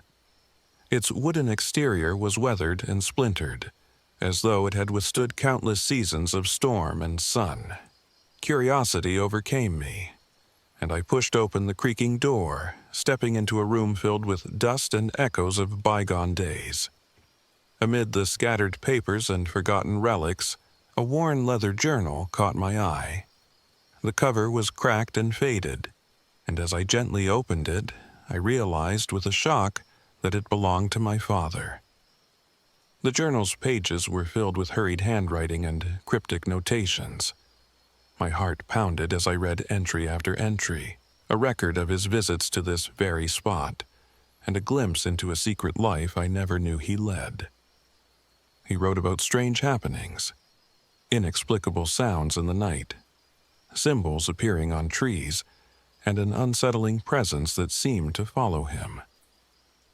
Most disturbing were the accounts of a local cult led by a charismatic preacher who wielded spiritual energies in ways that defied explanation. My father's words hinted at his own involvement with this enigmatic group, and I could almost feel the weight of his hidden guilt and fear. Leaving the shack with the journal clutched tightly in my hands, I felt both a surge of hope and a fresh wave of despair. I now held the key to understanding his disappearance, but the revelations threatened to shatter the image of the man I thought I knew. My thoughts were interrupted by a sudden chill that seemed to descend upon the forest as if the very air had turned hostile. I quickened my pace, eager to return to the relative safety of my RV. Back at the campsite, the day wore on in a state of uneasy anticipation. I spent the afternoon poring over the journal, deciphering cryptic passages and piecing together the fragments of my father's last days. The entries mentioned an old clearing, a place where he had camped in secret and where the preacher was said to have held sway over his followers. That evening, as I sat by the dying embers of my campfire, the wind picked up and carried with it a low, mournful hum. It was a sound that resonated deep within me, stirring memories of my childhood and the warmth of a father's embrace. Unable to ignore the pull of the past any longer, I decided that night to venture out to the clearing mentioned in the journal. My RV's unreliable electrical system and malfunctioning GPS were no match for the urgency of my quest. I packed a small flashlight and the journal, and I set off into the darkness with only the moon as my guide. The forest transformed under the night sky. Shadows deepened, and every sound was magnified, making my heart pound with a mix of fear and determination. Navigating the tangled underbrush, I followed the vague directions in the journal. The further I went, the more the forest seemed to come alive with whispers and subtle movements. I began to notice inexplicable things.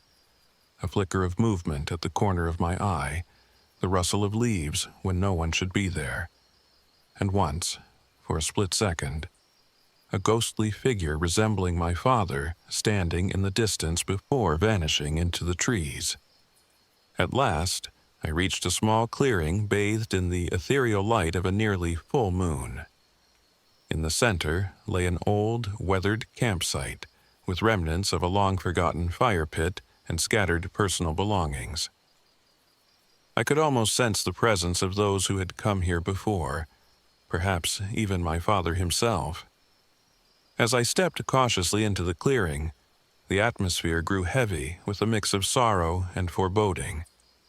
The wind seemed to whisper his name, and in that haunting moment, I felt both a profound connection and a piercing loneliness. Suddenly, the silence was broken by a voice, a deep, resonant tone that sent shivers down my spine. "David." It was unmistakably familiar yet distorted, as if filtered through years of regret and supernatural energy. I spun around, my flashlight beam cutting through the darkness, and saw, for the briefest moment, an apparition. It was the ghostly figure of a preacher, his eyes gleaming with an eerie intensity and his voice echoing in the still night. The figure spoke in riddles, hinting at my father's involvement with the cult, the sacrifices made in the name of forbidden knowledge, and the terrible price of seeking truth that were never meant to be uncovered. The apparition's words pierced through my heart, forcing me to confront memories of a childhood filled with unanswered questions and pain. I realized that my father had been entangled in something far darker than I ever imagined. A legacy of secrets that I was now destined to inherit. The confrontation with the spectral preacher was overwhelming.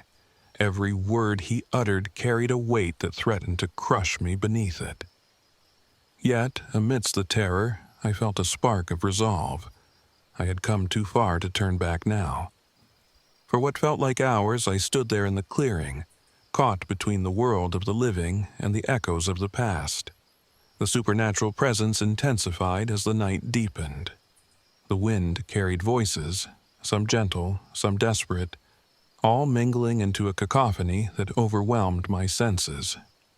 In that moment, I was forced to face not only the mystery of my father's disappearance, but also the darkest parts of myself, the guilt of never understanding him, the pain of lost opportunities, and the fear that I might be doomed to repeat his mistakes. I clutched the journal tightly, drawing strength from the faded words of my father, and I spoke into the night, asking for answers, for forgiveness, and for the courage to move forward. The clearing responded with a silence that was as heavy as it was profound, leaving me with the realization that some truths can only be accepted rather than fully understood. The ghostly presence of the preacher lingered, his form slowly dissolving into the shadows, as if acknowledging my newfound determination. Dawn crept over the horizon, its light gradually banishing the remnants of the night's terrors. I made my way back to the RV, my mind a turbulent mix of grief, revelation, and reluctant acceptance. The journey back was quieter, each step measured and heavy with introspection. I knew that the secrets I had uncovered would forever alter my understanding of my father and the legacy he left behind. Back at the RV, I spent the morning carefully documenting everything in a notebook, determined to preserve every detail of my encounter and the revelations contained within my father's journal.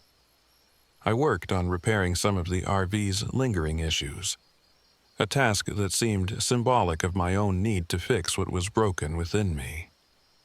The engine hummed a little steadier, and even the flickering lights inside the cab took on a more reassuring glow, as if nature itself approved of my progress. By the time I packed up to leave Shenandoah National Park, the supernatural energies had receded, leaving behind a bittersweet calm. I realized that the journey had been as much about confronting my personal demons as it had been about unraveling the mystery of my father's past. I knew that I could never fully escape the shadows of what I had experienced, but I also understood that embracing those shadows was the only way to truly move forward. Driving away from the park, I glanced in the rearview mirror one last time. The dense forest, with its ancient trees and silent secrets, receded into the distance, yet it would forever remain a part of me. I carried with me not only the painful memories of a father I never fully understood, but also the strength that came from finally facing the truth. My journey had revealed that some legacies are dark and dangerous, but acknowledging them is the first step toward redemption. Every mile on that winding road reminded me that life is a continuous journey, a blend of light and shadow, of love and loss. And though the supernatural forces I encountered in Shenandoah still whisper in the recesses of my mind, I now have the courage to face them, to learn from the past, and to forge a future free from the weight of unresolved mysteries. I don't know if I will ever fully understand the secrets of that haunted clearing, or if the ghostly preacher's riddles will ever cease to echo in my dreams. What I do know is that the journey has changed me. I have accepted that some truths are too painful to be fully unraveled, and that closure is not found in answers, but in the strength to continue despite them.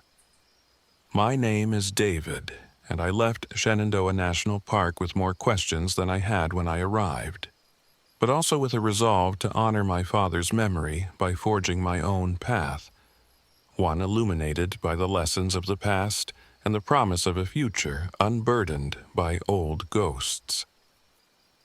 Every time I drive down a lonely road, I remember that night in the clearing, the spectral whispers of the preacher, and the bittersweet reconciliation with the shadows of my legacy. And in that memory, I find the courage to keep moving forward, 1 mile at a time,